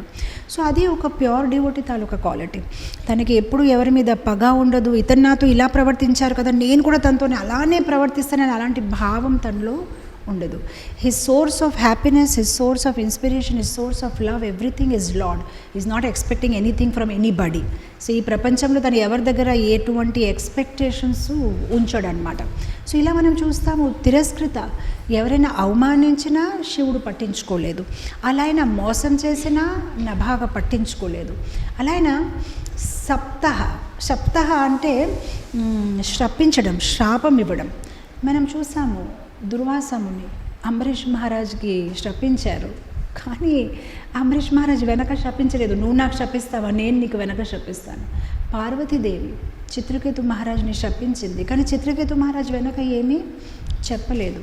పరీక్షిత్ మహారాజ్కి శృంగి ఋషి శపించారు, కానీ పరీక్షిత్ మహారాజ్ వెనక తన్ని శపించలేదు. అలానే వెనక శపించే కథలు కూడా ఉన్నాయి. నేను చాలాసారి మీ అందరికీ ఈ కథ చెప్పాను. మనం బలి మహారాజ్ ఒక వృత్తాంతం గురించి చర్చిస్తూ ఉంటే అప్పుడు కచ్చా తాలూకా కథ చెప్పాను. ఇలా శుక్రాచార్యకి ఒక శిష్యుడు ఉండేవాడు, తన పేరు కచ్చా అన్నమాట. తను శుక్రాచార్యకి చాలా ఫేవరెట్ డిసైపుల్. ఏమి చెప్తే చాలా చక్కగా దాన్ని గ్రహిస్తూ చాలా చక్కగా దాన్ని మెమరైజ్ చేస్తూ ముందుకు వెళ్ళిపోతూ ఉంటే శుక్రాచార్య వాళ్ళ అమ్మాయి దేవ్యాని ఆ కచ్చని చూస్తే ఆలోచిస్తుంది అనమాట, ఇతనితో పెళ్లి చేస్తే బాగుంది, తను చాలా ఇంటెలిజెంట్గా ఉన్నాడు, స్మార్ట్గా ఉన్నాడు, మా నాన్నగారు ఫేవరెట్ డిసైపుల్, సో ఆవిడే వెళ్ళిపోయి నాతో పెళ్లి చేసుకుంటావా అని చెప్పేస్తే ఈ కచ్చ ఇమీడియట్గా, అమ్మా నేను అసలు అలా ఆలోచించలేదు కూడా, మీరు గురుగారు ఒక అమ్మాయి అంటే నాకు కూడా మీరు పూజనీయలే, మీకు ఆ భావంలో కూడా నేను ఊహించలేను మీరు నాతో పెళ్లి చేసుకోవడం అనేది, అలా మీరు మాట్లాడొద్దండి, నేను మీతో పెళ్లి చేయను. అప్పుడు ఈవిడికి కోపం వచ్చేసి, నేను ఇంతలాగా నేనే వచ్చి పెళ్లి చేయండి అంటే నాతో ఇలా మాట్లాడతాడా అని తన్ని శపిస్తూ ఉంటే కచ్చకి కోపం వచ్చి, నువ్వు నన్ను శపిస్తావా, నేను నీకు శపిస్తున్నాను, నీకెప్పుడు ఎవరు బ్రాహ్మణుడు పెళ్లి చెయ్యడు. అండ్ నిజంగా అలానే అయింది కదా, మొత్తం మీద తన రాజతో పెళ్లి చేసుకుంది. సో ఇక్కడ ఏమైంది, శపించారు, మళ్ళీ ఇతను శపించారు. అలా మనం చూస్తే అశ్వశీర వేదశీర వాళ్ళిద్దరు కూడా భక్తులే, కానీ ఇక్కడ వాళ్ళు ఏం చేశారు, టాలరేట్ చేయలేకపోయారు. ఇతను శపిస్తే నువ్వు వెళ్ళి కాకి అవుతావు అంటే నువ్వు వెళ్ళి పాము అవుతావు, ఇద్దరు ఒకరిని ఒకరు శ్రపించారు. సో మనం భాగవతంలో చూస్తే ఎన్నెన్నో కథలు, అంటే మనకి 2 రకాలుగా సుఖదేవ్ గోస్వామి ఎంత చక్కగా ఎక్స్ప్లెయిన్ చేస్తున్నారు. ఇలాంటి కేసెస్ కూడా ఉన్నాయి, అలాంటి కేసెస్ కూడా ఉన్నాయి. కొన్ని కేసెస్లో మనం చూస్తాము వాళ్ళు సహించలేదు, కొన్ని కేసెస్లో సహించారు. ఎవరైతే సహించారో వాళ్ళు కృష్ణుడికి ప్రియమైన భక్తులు అవుతారు. సో అవమానించడం, తిరస్కృత, విప్రలబ్ధ, మోసం చేయడం, శప్త, శపించడం, క్షిప్త అంటే పట్టించుకోపోవడం, నెగ్లెక్ట్ చేయడం. మనం చూస్తే సుఖదేవ గోస్వామికి వ్యాసముని నువ్వు ఇంద్రియాలని ఎలా నియంత్రించాలని నేర్చుకోవాలంటే జనక్ మహారాజ్ దగ్గరికి వెళ్ళి నేర్చుకొని పంపించారనమాట. సో ఆయన జనక్ మహారాజ్ దగ్గరికి వెళ్ళినప్పటికీ ఆయన అక్కడ సెక్యూరిటీ దగ్గర నిలబడినప్పటికే ఎవరు ఆయన పట్టించుకోవట్లేదనమాట. తను అడుగుతున్నారు, నేను లోపల వెళ్తానంటే ఉండండి, ఆయన కొంచెం బిజీగా ఉన్నారు, మీరు ఇక్కడే ఉండండి. సో 1 గంట కాదు, 2 గంటలు కాదనమాట, 3 రోజుల పాటు అలానే ఉన్నారు సుఖదేవ్ గోస్వామి. ఎవరు ఆయన్ని పట్టించుకోవట్లేదనమాట. 3 రోజులు అయిన తర్వాత జనక్ మహారాజ్ అక్కడికి వచ్చారు. ఒక మంచి పెద్ద గొడుగు తీసుకొని, వైట్ కలర్లో శ్వేతరంగ గొడుగు తీసుకొచ్చేసి రండి రండి అని పెద్దగా ఆయన్ని రెస్పెక్ట్ చేస్తూ, పుష్పాలు ఆయన మీద వర్ష చేస్తూ, బ్యాండ్ బాజాలతోనే ఆయనకి చక్కగా తీసుకుని వచ్చారు. కానీ సుఖదేవ్ గోస్వామి యొక్క నియంత్రణ చూడండి. అంటే ఆయన ఒక ఇంద్రియాల మీద ఆయన ఒక మనస్తత్వము, ఆయనకి అవమానించినా పట్టించుకోకపోయినా కూడా ఆయన అలానే ఉన్నారు. అలానే మళ్ళీ ఆ పువ్వులు ఆయన మీద పడేస్తూ ఆయనకి బ్యాండ్ బాజాతో తీసుకొచ్చినా కూడా ఆయన అలానే ఉన్నారనమాట. మొత్తం మీద లోపల వచ్చినప్పటికీ ఆయన జనక్ మహారాజ్ అన్నారు సుఖదేవ్ గోస్వామితో, మీరు ఇదే కొందరు పాలంటారు, కొందరు దాంట్లో ఇదంటారు ఆయిల్ అంటారు, ఆ కప్పులో ఏదైతే ఆయిల్ ఉందో దాన్ని తీసుకొని వెళ్ళి మొత్తం రాజ్యం అంతా తిరిగి రండి, ఒకటి కూడా కిందకి పడకూడదనమాట. సో ఆయన ఎంత చక్కగా దాన్ని ఇలా పట్టుకొని వెళ్ళిపోతే మధ్యలో ఎన్నో అందమైన దృశ్యాలు ఉన్నాయి. అందమైన అమ్మాయిలు నృత్యం చేసుకుంటున్నారు, ఏదో ఎన్ని జరుగుతున్నాయి. మామూలుగానే మనం ఇక్కడ ఇంట్లో నుంచి టెంపుల్ వరకు డ్రైవ్ చేసినప్పటికైనా ఎన్ని దృశ్యాలు ఉంటాయి. కొన్ని యాక్సిడెంట్స్ అవుతాయి, కొందరు ఏదో గట్టిగా మాట్లాడుతున్నారు, రోడ్డు మీద ఏదో ఫైటింగ్ అవుతుంది, మన మైండ్ ఇటు అయిపోతుంది. ఆ డ్రైవింగ్ వదిలేండి, మామూలుగా టెంపుల్లో కూడా భాగవతం క్లాస్ వింటూ ఉంటే ఎవరైనా దగ్గినా కూడా వెంటనే మనం ఇటు చూస్తాం అటు చూస్తాం, ఎవరు దగ్గారు ఎందుకు దగ్గారు అంత అవసరం లేదు అసలు. మనం భాగవతం వినినప్పుడు భాగవతమే వినాలి, కానీ ఎవరు వచ్చారు, వాళ్ళు వెళ్ళిపోతున్నారా, క్లాస్ ఏమి ఇంట్రెస్టింగ్గా లేదని వెళ్ళిపోతున్నారేమో, వర్షం పడుతుంది అని ఎన్నో ఆలోచనలు. మనకు అసలు అంత సీరియస్గా మనకు ఆ తపన ఉండదు. ఎందుకు, నాకేంటి అవసరం, నేను వినాలి, కరెక్ట్గా నా జీవితం దాన్ని ఎలా ఆచరించాలి, ఏం చెప్తున్నానో చక్కగా మనం వినాలి. సో మీరు ఊహించండి, మనకైతే ఇక్కడ గొప్ప అప్సరాలు ఏవి డాన్స్ చేయట్లేదు, ఏమీ లేదు, కానీ మనం డిస్టర్బ్ అయిపోతున్నాం. అలాంటివి ఆ జనక్ మహారాజ్ ఒక రాజా ఐశ్వర్యం ఎలా ఉంటుంది చూడండి. ఎంతోమంది నృత్యం చేస్తున్నారు, ఏదో ఇక్కడ గొప్పగా ఏదో అనుష్ఠానం అవుతుంది, ఎంత అందంగా ఉంది. కానీ సుఖదేవ్ మహారాజ్ మాత్రం ఎటు చూడకుండా అక్కడే ఆ ఒక్క కప్ మీద చూస్తూ మళ్ళీ జనక్ మహారాజ్కి తిరిగి ఇచ్చారు. మళ్ళీ 3వ టెస్ట్ పెట్టారు జనక్ మహారాజ్, ఆయనకి పంచదార పెట్టారు ఆయన నాలుక మీద. పంచదార నాలుక మీద పెడితే అసలు ఏమవుతుంది, ఆ పంచదార నాలుక మీద పెడితే ఆ వింటేనే మనకి కొంచెం నాలుకలోనే ఆ నీళ్ళు వచ్చేస్తుంది అనమాట. సో అలాంటివి నాలుక మీదే పెట్టినా కూడా అది కరగలేదనమాట. అప్పుడు జనక్ మహారాజ్ ఆయనకి దండం పెట్టేసి, నేను మీకేం నేర్పిస్తాను, అసలు మీకు నేనేం నేర్పించాలి, ఇంద్రియ నియంత్రణ మీలోనే ఎంత, మీ దగ్గర నేను నేర్చుకోవాలని చెప్తూ ఆయన పంపించేస్తారనమాట. సో ఇక్కడ చూడండి, ఆయనకి నెగ్లెక్ట్ చేసినా కూడా సుఖదేవ్ గోస్వామి ఏమీ పట్టించుకోవట్లేదు. కానీ అలా ఆయన కొన్ని కథలు అలా కూడా ఉన్నాయి, ఎక్కడైతే ఎంతో కొంత అవమానించిన, నెగ్లెక్ట్ చేసిన చాలా పగ పెంచుకున్నారు. ఫర్ ఎగ్జాంపుల్ ద్రుపద్ మహారాజ్ దగ్గర ద్రోణాచార్య ఎప్పుడైతే వెళ్ళారు, ద్రోణాచార్య అండ్ ద్రుపద్ ఇద్దరు కలిసి ఒకే గురుకుల్లో చదువుకున్నారు. సో గురుకుల్లో చదివినప్పుడు తను చెప్పాడనమాట, అంటే నీకు ఎప్పుడైనా లైఫ్లో అవసరం ఉంటే నేనున్నాను నీ స్నేహితుడుగా అని గొప్పగా వాగ్దానం ఇచ్చాడు. కానీ ఎప్పుడైతే ద్రోణాచార్య ద్రుపద్ దగ్గరికి వెళ్ళి ఒక ఆవు అడిగాడు, అంతే, మా అబ్బాయి అశ్వత్థామకి పాలేంటి తెలియదు, మామూలుగా మైదాపిండి నీళ్ళలో కలిపేసి గురుకుల్లో పంపిస్తుంది మా భార్య, కొంచెం ఒక ఆవు ఇస్తే మా అబ్బాయికి పాలు తాగిపిస్తానంటే స్నేహితుడుగా నన్ను పలకరిస్తున్నావా, బ్రాహ్మణుడు దానం అడుగు, దానం కావాలి ఇస్తాను, స్నేహితుడు ఆ మాట అనొద్దు, నువ్వెక్కడ నేనెక్కడ, నేను ఒక రాజుని, నువ్వు ఒక పేద బ్రాహ్మణుడిని, సభ ముందు అందరి ముందు నన్ను స్నేహితుడిగా పిలవడం ఏంటి అని, నీ స్టేటస్ ఎక్కడ, నా స్టేటస్ ఎక్కడ అని అవమానించి పంపించేసినప్పటికీ ద్రోణాచార్య కూడా దాన్ని మనసులో పెట్టుకొని, ఎప్పుడైతే ఈ పాండవాళ్ళకి కౌరవాళ్ళకి మంచి మిలిటరీ ట్రైనింగ్ ఇచ్చినప్పుడు గురుదక్షిణ ఏం కావాలి గురుగారు అంటే ఒకటే అడిగాడు, అతన్ని తీసుకురా, పట్టుకొని కాలు చేతులు బంధించి ఒక జంతుగా పట్టుకొని నా ముందు తీసుకొని రావాలి. ఎప్పుడైతే మళ్ళీ పాండవాళ్ళు తన్ని పట్టుకొని వస్తారు, అప్పుడు ద్రోణాచార్య ఏమంటారు, రాజుగారు మీకేమైంది, మీరు ఇలా ఉన్నారేంటి, మీ రాజ్యం మొత్తం పోయిందా, ఇప్పుడు ఆ రాజ్యం నాదా, నేను ఇస్తాను మీకు భిక్షగా తీసుకోండి. అలా నా తను చెప్పినప్పటికీ మళ్ళీ ఇతను కూడా వదలలేదు అసలు. మళ్ళీ ఇతను ఏమనుకున్నారు, నాకు ఇలా అవమానిస్తున్నారా అని తను ఏం చేశాడు, రాజ్యం మళ్ళీ తిరిగి దొరికినప్పటికీ మళ్ళీ యజ్ఞం అనుష్ఠానం చేశారు. మళ్ళీ ఆ యజ్ఞం నుంచి ద్రౌపది దృష్టద్యుమ్న బయటికి వచ్చారు. ఆ దృష్టద్యుమ్న ఎందుకు కావాలి? ద్రోణాచార్యని చంపాలి. సో ఇలాంటి కథలు కూడా మనం చూస్తున్నాం, ఎక్కడైతే ఒకరి మీద పగ పెంచుకున్నారు అండ్ క్షమించలేకపోయారు. అలానే కొన్ని ఇలాంటి కూడా చూస్తున్నాం. సుఖదేవ్ గోస్వామి లాంటి గొప్ప భక్తులు ఎవరికైతే ఎవరు పట్టించుకుపోయినా కూడా వాళ్ళు సమానంగానే ఉన్నారు. రెస్పెక్ట్ ఇచ్చినా ఓకే, ఇవ్వకపోయినా ఓకే, ఆల్వేస్ సేమ్ సిచ్యువేషన్ అన్నమాట. సో అది ఒక ప్యూర్ డివోటీస్ తాలూకా లక్షణం. ఎవరు అవమానించినా సేమ్, ఎవరు మోసం చేసినా సేమ్, ఎవరు శపించినా సేమ్, ఎవరు పట్టించుకుపోయినా సేమ్, ఎవరు చంపడానికి ప్రయత్నించినా లేదంటే చంపేసినా సేమ్. మీరు చూడండి, ద్రౌపది తాలూకా 5 పిల్లల్ని ఏం చేశాడు? అశ్వత్థామ చంపేశాడు. కానీ కూడా ఎప్పుడైతే అశ్వత్థామని పట్టుకొని వచ్చారు అర్జునుడు, భీముడు, అప్పుడు ద్రౌపది ఏమనింది? వదిలేయండి అశ్వత్థామని, క్షమించండి, ఎందుకంటే వాళ్ళ అమ్మగారు బాధపడతారు కదా, నేను ఎలా అయితే బాధపడుతున్నాను అనమాట. సో అందుకోసమే కదా ద్రౌపది కృష్ణుడికి ప్రియభక్తురాలు, ఎందుకంటే ఆవిడలో గుణాలు ఉండేదన్నమాట. అంటే మనమేదో ద్రౌపదిని ఏదో వెంజ్ఫుల్గానే అనుకుంటాం, కానీ కొన్ని కారణాలు ఉంటాయి. ఇప్పుడు మీరు నాకు అడగొచ్చు, మళ్ళీ అలాంటప్పుడు ద్రౌపది మీద ఎప్పుడైతే అతను ద్రౌపదిని అవమానించారని ద్రౌపది అనింది కదా భీమతోనే, తిన్ని ఎలాగో నువ్వు చంపాలి, దుర్యోధన్ని, దుశ్శాసన్ని, వాళ్ళు నన్ను అవమానించారు కదా, నువ్వు పగ తీసుకో. కొన్ని సందర్భాల్లో భక్తులు కావాలని ఆ లీలా పెంచడానికి కృష్ణ ఒక ఆదేశం మేరకు లేదంటే కృష్ణ ఒక ప్రోత్సాహంతో కొన్ని ఆ లీల ముందుకు వెళ్ళాలని దాన్ని సృష్టిస్తారు, కానీ లోపల వాళ్ళకి అలాంటి భావం అయితే ఏమీ ఉండదు. సో అఫ్కోర్స్ అలా అయినా మీరైనా అడగొచ్చు, అలాంటప్పుడు మనకి మన బాడీ మీద కూడా ఎటువంటి అనురాగం ఉండకూడదు కదా. మన బాడీని ఎంత జతనంతో పెంచుకుంటాము, ఆహారం ఇస్తాం, అన్నీ చేస్తాం. భక్తులు అనేసరికి మనకి ఎలాంటి మోహం ఉండకూడదు. కానీ భక్తులు అనేసరికి వాళ్ళు ప్రతిదీ కృష్ణుడిది అని అనుకుంటారని, కాపాడినప్పుడు కూడా అది కృష్ణుడిది అని కాపాడుతున్నానని అనుకుంటాను. ఎలా అయితే సనాతన గోస్వామి అనుకుంటాను, ఎప్పుడైతే ఆయన చనిపోవాలని అనుకున్నారు అప్పుడు చైతన్య మహాప్రభు ఆయనతో ఏమన్నారు? సనాతన్, ఇది నీ శరీరం కాదు, ఇది నాది.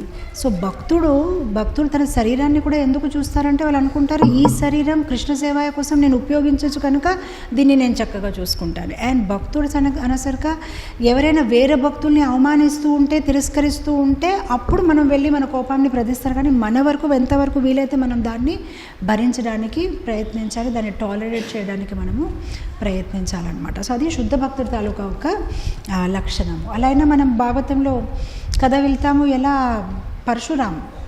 ఎప్పుడైతే పరశురాం లేనప్పుడు వాళ్ళు ఒక కామధేను ఆవుని కీర్తివీర్య అర్జున తీసుకుని వెళ్ళిపోతే ఆయన ఏం చేస్తారు? వెళ్ళి కీర్తివీర్య అర్జునని చంపేస్తారు. మళ్ళీ వాళ్ళు ఏం చేస్తారు? వాళ్ళు మళ్ళీ పరశురాం తాలూకా నాన్నగారు జమదగ్నిని కూడా చంపేస్తారు. సో ఇలా మనం క్షత్రియాల్లో కూడా చాలా చూస్తూ ఉంటాం, పగ తీసుకుంటూ ఉంటాం. కానీ ఎవరైతే భగవంతుడి తాలూకా శుద్ధ భక్తులు వాళ్ళు ఎవరి మీద పగ తీర్చరు. యస్మానో ద్విజతే లోకో లోకానో ద్విజతే చయ, వారెవరిని ఇబ్బంది పెట్టరు. అండ్ ఎవరైనా వాళ్ళని ఇబ్బంది పెట్టినా కూడా వాళ్ళు డిస్టర్బ్ అవ్వరు, వాళ్ళు టాలరేట్ చేసుకుంటారు. సో అదే శిక్షాష్టకం తాలూకా మెయిన్ శ్లోక. త్రినాదపి సునీచేన తరోరివ సహిషున అమానిన మానదేన కీర్తన సదాహరి. భక్తుల తాలూకా ఒక క్వాలిటీ, వాళ్ళు ఎప్పుడూ సహిస్తారు. సో అలా అయినా యాజ్ ఎ డివోటీగా ప్రతీదీ సహించలేము. ఏదైతే సహించాలి అది సహించాలి, ఏదైతే సహించకూడదు అది సహించకూడదు. శ్రీల ప్రభుపాదుల వారు దాని గురించి చాలా చక్కగా చెప్పేవారు. ఒకసారి శ్రీల ప్రభుపాదుల వారు ఒక బుద్ధిస్ట్ గురువుతో చర్చిస్తూ ఉంటే ఆ బుద్ధిస్ట్ గురువు అంటున్నారన్నమాట, మనం అహింసని పాటించాలి, సరిగ్గా పాటించుకోవాలి. అప్పుడు శ్రీల ప్రభుపాదులు అన్నారు, లేదు, కొన్ని ప్లేసెస్లో అహింస, కొన్ని ప్లేసెస్లో హింస కూడా చెయ్యవలసిందే. అప్పుడు ఆ బుద్ధిస్ట్ గురువు అన్నారు, లేదు మీరు తప్పుగా మాట్లాడుతున్నారు, అసలు ఎక్కడ మనకి హింస అనేది అవసరమే లేదు. అప్పుడు శ్రీల ప్రభుపాద వెంటనే ఒక ఉదాహరణ ఇచ్చారు. ఆ బుద్ధిస్ట్ గురువుతోని చాలామంది మాతాజీల శిష్యులు కూడా వచ్చారు. అప్పుడు శ్రీల ప్రభుపాద అన్నారు, మీ శిష్యురాల్లోని ఎవరైనా ఒక మాతాజీకి మీద ఎవరైనా చేతేస్తే మీరు ఊరుకుంటారు ఏంటి? అప్పుడు నేను 2 నిమిషాలు ఆలోచించి, అవును నేను ఊరుకుంటాను. అప్పుడు వెంటనే ఆ మాతాజీ శిష్యులు ఎవరైతే ఉన్నారో, అయ్యో గురుగారు మమ్మల్ని మీరు కాపాడరా, ఏంటి మీరు ఇలాంటి గురువా అని వాళ్ళు వెంటనే అన్నారనమాట. అప్పుడు శ్రీల ప్రభుపాద చెప్పారు, ఇది మూర్ఖత్వం, ఎక్కడైతే అవసరం అక్కడ అవసరం. సో ఎవరైతే కృష్ణ తాలూకా ప్రియమైన భక్తులు వాళ్ళు ప్యాసివ్గా ఉండరు, అలానే వాళ్ళు ఎరోగెంట్గా అగ్రెసివ్గా ఉండరు, వాళ్ళు చాలా అసర్టివ్గా ఉంటారు. ఎక్కడైతే గట్టిగా చెప్పాలి అక్కడ చెప్తారు, ఎక్కడైతే వినయంగా ఉండాలి అక్కడ వినయంగా ఉంటారు. వాళ్ళు సమాన భావంగా ఉంటారు, పర్ఫెక్ట్గా ఉంటారు. They are perfect gentlemen. ఎక్కడ ఏది అవసరం ఆ భావాన్ని ప్రదర్శిస్తారు. ఎందుకంటే వాళ్ళకి కోపం ప్రదర్శించినా కూడా అది లోపల నుంచి ఉండదు. ఎక్కడ ఏది చూపిస్తే కృష్ణ సేవ జరుగుతుంది అలాంటి భావాలు వాళ్ళు ప్రదర్శిస్తారనమాట. సో మనం కృష్ణ తాలూకా ప్రియ భక్తుడు అవ్వాలంటే మనలో మనం ఈ గుణాలని పెంచుకోవాలి. ఎల్లప్పుడూ మన గోల్ మనకి క్లియర్గా ఉంటే ఇది చాలా సునాయాసంగా చేసేయగలుగుతాము. కానీ ప్రాబ్లం ఏంటంటే మనకి గోల్ క్లియర్ లేదు. మనం భగవద్ధామం వెళ్ళాలి, అదే మన గోల్. చాలాసారి ఉదాహరణ ఇస్తూ ఉన్నాను.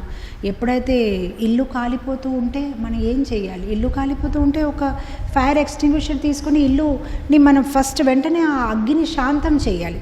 కానీ అప్పుడు వెళ్ళి ఎవరు చేశారు, నేను దాని మీద పగ తీసుకుంటాను, ఎలా ఇలా ఆ టైం కాదు ఆలోచించడానికి.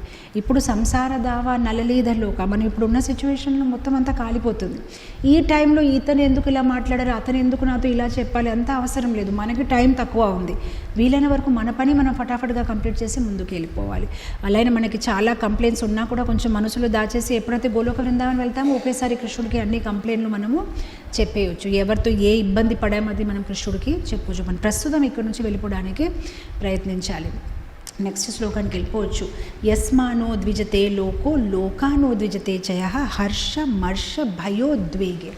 హర్ష మర్ష భయోద్వేగే. ప్రతి సిచ్యువేషన్లో భక్తుడు ముక్తో యా సచమే ప్రియ. భక్తుడు ప్రతి సిచ్యువేషన్లోనే సమానంగా ఉంటాడు. హర్షమర్ష భయోద్వేగే అంటే తనకి ఎటువంటి ఆందోళన ఉండడు. ప్రతి సిచ్యువేషన్ తను సమానంగానే ఉంటాడు, అందరితో సమత్వం కలిగి ఉంటాడు. ఇన్ఫ్యాక్ట్ ఇదే చాప్టర్లో పరీక్షిత్ మహారాజ్ ఘటన ఏదైతే అయింది ఫస్ట్ క్యాంటోలోనే, పరీక్షిత్ మహారాజ్ ఒక చాలా మంచి శ్లోకం అంటారు. ఆయన అంటారు, ఓ బ్రాహ్మణుల, ఓ ద్విజ ఉత్తముల, మీరు నా మీద ప్రసన్నమై ఉంటే నాకు 3 వరాలు కావాలి. నాకు ఎప్పుడూ కృష్ణుడి మీద ఆసక్తి ఉండాలి, నాకు భక్తులతో స్నేహం ఉండాలి, నాకు జీవుల పట్ల దయ ఉండాలి. ఈ 3 వస్తువులు పరీక్షిత్ మహారాజ్ అడిగారు. సో భాగవతంలో ప్రథమ స్కందంలో ఈ శ్లోకం వస్తుంది. అలానే సుధామ కూడా కృష్ణుడికి అదే అడిగారు, నాకు ఇది 3 ఇవ్వండి. కృష్ణుడి మీద ఆసక్తి, భక్తులతో స్నేహం, జీవుల మీద దయ. ఈ 3 థింగ్సే డివోటీ అడుగుతాడనమాట. అండ్ ఈ 3 థింగ్స్ భగవంతుడు కూడా అదే చెప్తున్నారు కదా, మైత్రి భావం కలిగి ఉన్న భక్తుడు నాకు చాలా ప్రియంగా ఉంటాడు. ఈ మధ్యన మనము నిత్యం భాగవత సేవలో కూడా దేవహూతి కర్దామా ఒక కాన్వర్జేషన్లో ఇది గుణం మళ్ళీ మళ్ళీ మళ్ళీ వస్తుందన్నమాట. ఎలా మైత్రి భావం కలిగి ఉండాలి, సమానంగా ఉండాలి ప్రతి సిచ్యువేషన్లో మనము. So even time and again ఈ క్వాలిటీ గురించి భగవంతుడు ఈవెన్ విష్ణు సహస్రనామంలో ఆ శ్లోకం వస్తుంది కదా, ఏంటది? నా క్రోధో నచ మాత్సర్యో నా లోభో నా అశుభమతి భవంతి కృత పుణ్యానాం భక్తానాం పురుషోత్తమం. భక్తానాం పురుషోత్తమం. ఎవరైతే భగవంతుడు తాలూకా పురుషోత్తం తాలూకా భక్తుడు తనలో ఈ గుణం ఉంటాయి. నా క్రోధో, ఎవరి మీద క్రోధం ఉండదు. నా లోభో, లోభం ఉండదు. నా మాత్సర్యో, ఎవరి మీద అసూయ ఉండదు. సో ఎవరైతే భక్తానాం పురుషోత్తం తాలూకా భక్తుడు, అశుభమతి, ఎవరి గురించి చెడు ఆలోచనలు కూడా ఉండదు. ఇది చాలా ఇంపార్టెంట్. యాక్చువల్గా కలియుగంలో ఏంటంటే మనకి ఆలోచన గురించి కొంచెం మనం రిలాక్స్ అయిపోతాం. ఎందుకంటే కలియుగంలో అన్నారు కదా, మనసులతో ఏదైనా తప్పు చేసినా దానికి కర్మ ఉండదు. ఫిజికల్గానే మనం ఏదైనా తప్పు చేస్తే అది లెక్కలో వస్తుంది. మానసికంగా చేసిన అపరాధమైన, మానసికంగా చేసిన చెడు ఆలోచనలకి ఎటువంటి అపరాధం ఉండదని మనం చాలా రిలాక్స్ అయిపోతాం. ఏం పర్వాలేదు, నేను మానసికంగా అలా ఆలోచించను కూడా, దాంట్లో తప్పు ఏముంది. కానీ మననం చేయకూడదు. ఏదైతే మనసులో ఉంది అది వాకుల్లో వస్తుంది, ఏదైతే వాకుల్లో ఉంది అది ఏదైనా ఏదో ఒక రోజు శరీరంతో కూడా జరిగిపోతుంది. సో శ్రీ భగవద్గీతలో ఉంది కదా 2వ అధ్యాయంలో, ఏంటది? ధ్యాయతో విషయాపుంష సంగ సంగోపజాయతే సంగ సంజాయతే కామ కామ క్రోధో విజాయతే క్రోధ భవతి సమ్మోహ సమ్మోహ స్మృతి విభ్రమ. సో ఏమవుతుంది? అది మననం మననం మననం మనసులోనే ఉంది, ఇంకా బయటికి రాలేదు. కానీ మననం చేస్తే ఏమవుతుంది? కామం పెరుగుతుంది, కామంతో క్రోధం వస్తుంది, క్రోధతో మోహం పెరుగుతుంది, మోహంతో భ్రమతో స్మృతి ఇంటెలిజెన్స్ ఇది అయిపోతుంది, ఫైనలీ ఫాల్ డౌన్ అవుతుంది. సో మనం చాలా కేర్ఫుల్గా ఉండాలి. మన ఆలోచనలో కూడా మనం చాలా కేర్ఫుల్గా ఉండాలి. మన ఎటువంటి లోవర్ మోడ్స్తో అసోసియేట్ చేయకూడదు. Even if it's for a short while, one should be so careful. In fact నిన్న నేను ఎవరికి ఇచ్చాను క్లాస్, ఒరియా డివోటీస్కి, జగన్నాథ్పురిలో ఉన్న ఒరియా డివోటీస్కి క్లాస్ చెప్తూ ఉంటే నిన్న అజామిల్ తాలూకా టాపిక్ వచ్చింది. ఎలా ఈ అజామిల్ యాక్చువల్గా తను మంచి భక్తుడే, తన ఒక క్యారెక్టర్స్ చూస్తే తను గురు సేవ చేయడము, అమ్మ నాన్నకి సేవ చేయడము, భగవంతుడికి సేవ చేయడం అంతా బాగానే చేశాడు. కాకపోతే కొద్దిసేపటి కోసము తన పువ్వులు తింపడానికి వెళ్ళినప్పుడు ఆ శూద్రుడు మళ్ళీ ఆ వేష్యాన్ని కొంతసేపు చూస్తూ ఉండిపోయాడు. అక్కడ తన జీవితం ఒక దిశయే మారిపోయింది.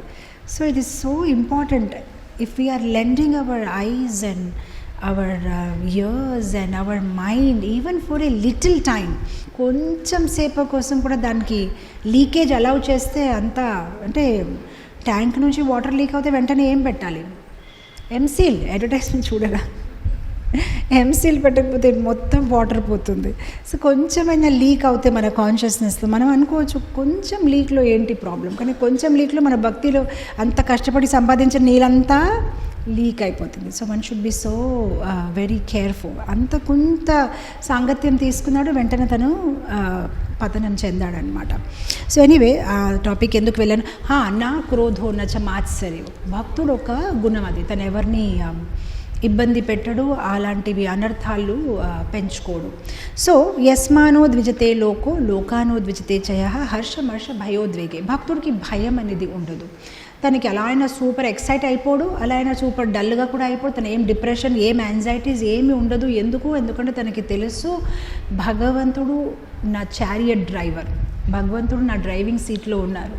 భారతదేశంలోనే ఈ కార్లో ఎంతమందిని స్టఫ్ చేసి పెట్టినా కూడా, ఇప్పుడు నాకు తెలియదు కానీ చిన్నప్పుడు మాకు గుర్తుంది, మేము హైదరాబాద్లో ఉన్నప్పుడు కజన్స్ అందరూ వస్తే సమ్మర్ హాలిడేస్లో ఎక్కడైనా వెళ్ళాలంటే ఆ గాడిలో 4 people కాదు 10 మంది కూడా ఉండొచ్చు. అసలు ఎంతలాగా అందరూ ఒకేసారి ఎక్కిపోతారు. కానీ ఎంతమంది ఎక్కినా కూడా డ్రైవర్ సీట్లో మాత్రం ఒక్కరే ఉంటారు. డ్రైవర్ సీట్లో 10 మంది ఎక్కలేరు. అలానే మన జీవితంలో ఎంతమంది ఉన్నా కూడా డ్రైవర్ సీట్లో ఎప్పుడు కృష్ణుడే ఉండాలి మనకి. సో భక్తుడికి ఆ ఆందోళన ఉండదు, చింత ఉండదు. ఎందుకంటే తనకి తెలుసు డ్రైవర్ సీట్లో ఎవరు ఉన్నారు, కృష్ణుడు ఉన్నారు. సో హర్షమర్ష భయోద్వేగే.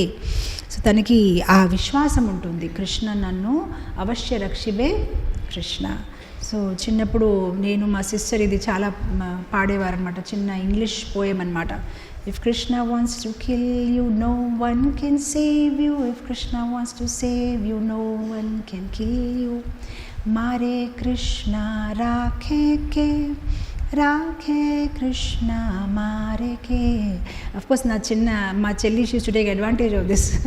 మేము స్కూల్కి వెళ్ళినప్పుడు our school was little bit close by only, ఇంట్లో నుంచి వాకింగ్ చేసి వెళ్ళొచ్చు. మా ఇంట్లో రూల్ ఏంటంటే మాకు అబిడ్స్ టెంపుల్ చాలా దగ్గర ఉండేది. సో రోజు మంగళారతి వెళ్ళడమే. ఏ రోజైతే మంగళారతి వెళ్ళలేము ఆ రోజు వాక్ చేసి స్కూల్కి వెళ్ళాలన్నమాట. ఫాదర్ డ్రాప్ చేయరు, ఓన్లీ వెళ్దాం, అంత పెద్ద దూరం అనేది ఉండదు. కానీ రోడ్ క్రాస్ చేసినప్పుడు మా సిస్టర్ అయితే ఎక్కడ చూడదు, ఇది ఇక్కడ చూడదు అక్కడ చూడదు, ఏం చెప్పినా కూడా మారే కృష్ణ రాకేకే అని అంటుందన్నమాట. నేను అప్పుడు ఇంటికి వెళ్ళి మదర్ చెప్తాను, ఈవిడ మారే కృష్ణ రాకి అక్కడ అలా చెప్తే ఎలా అవుతుంది, ఇటు అటు చూడాలి కదా, ఓన్లీ నువ్వే ఆ చేతి పట్టుకొని తీసుకెళ్ళిపో అని అనేవారనమాట. సో ఇలా డివోటీస్కి ఆ నమ్మకం ఉంటుంది, వాళ్ళకి భయం అనేది ఉండదు. వాళ్ళకి తెలుసు కృష్ణ నా శ్రేయో అభిలాషి, నా జీవితంలో ఏం జరుగుతుంది అది కృష్ణ ఒక దీంతోనే జరుగుతుంది. సో అలా మనం ఈరోజు ఈ శ్లోక్ కంప్లీట్ చేస్తాము. ముక్తోయా సచమే ప్రియ. అలాంటి భక్తుడు కృష్ణుడికి చాలా ఇష్టం. ఎవరి వల్ల వేరే వాళ్ళు ఇబ్బందిలో పడరు, అండ్ ఎవరికి ఇబ్బంది పెట్టినా కూడా తను కదలడు. అది ఒక భక్తుడు తాలూకా గుణము. యాక్చువల్గా భక్తుడికి ఎవరు ఇబ్బంది పెట్టినా తను ఎందుకు కదలడు, ఎందుకంటే తను కృష్ణతో చాలా బిజీగా ఉన్నాడు. ఫర్ ఎగ్జాంపుల్ నేను చాలాసారి ఉదాహరణ ఇస్తూ ఉంటాను. ఎవరైనా ఒక రూమ్లో ఉన్నారనుకోండి, బాగా మ్యూజిక్ అవుతుంది, ఫ్యాన్ నడుస్తుంది, ఏసీ ఎయిర్ కూలర్ చాలా గట్టిగా శబ్దం ఉన్నప్పుడు మనం బయట నుంచి వాళ్ళని పిలుస్తూ ఉంటే కూడా వాళ్ళకి తెలియదు. అప్పుడు మనం అసలు గట్టిగా తలుపు కొట్టాలి, అప్పుడు నన్ను పిలుస్తున్నారా అని వాళ్ళు అంటారు, ఎందుకంటే వాళ్ళు ఎంత బిజీగా ఉన్నారు. అలానే ఎవరైతే భక్తుడు వాళ్ళు కృష్ణమయంగా ఉంటారు, ఎంత కృష్ణ ఆలోచనలో బిజీగా ఉంటారంటే వాళ్ళని ఎవరు దూషించినా ఏం చెప్పినా కూడా వాళ్ళకి ఏం ఇబ్బందిగా ఉండదు, ఎందుకంటే వాళ్ళు కృష్ణమయగా ఉంటారు.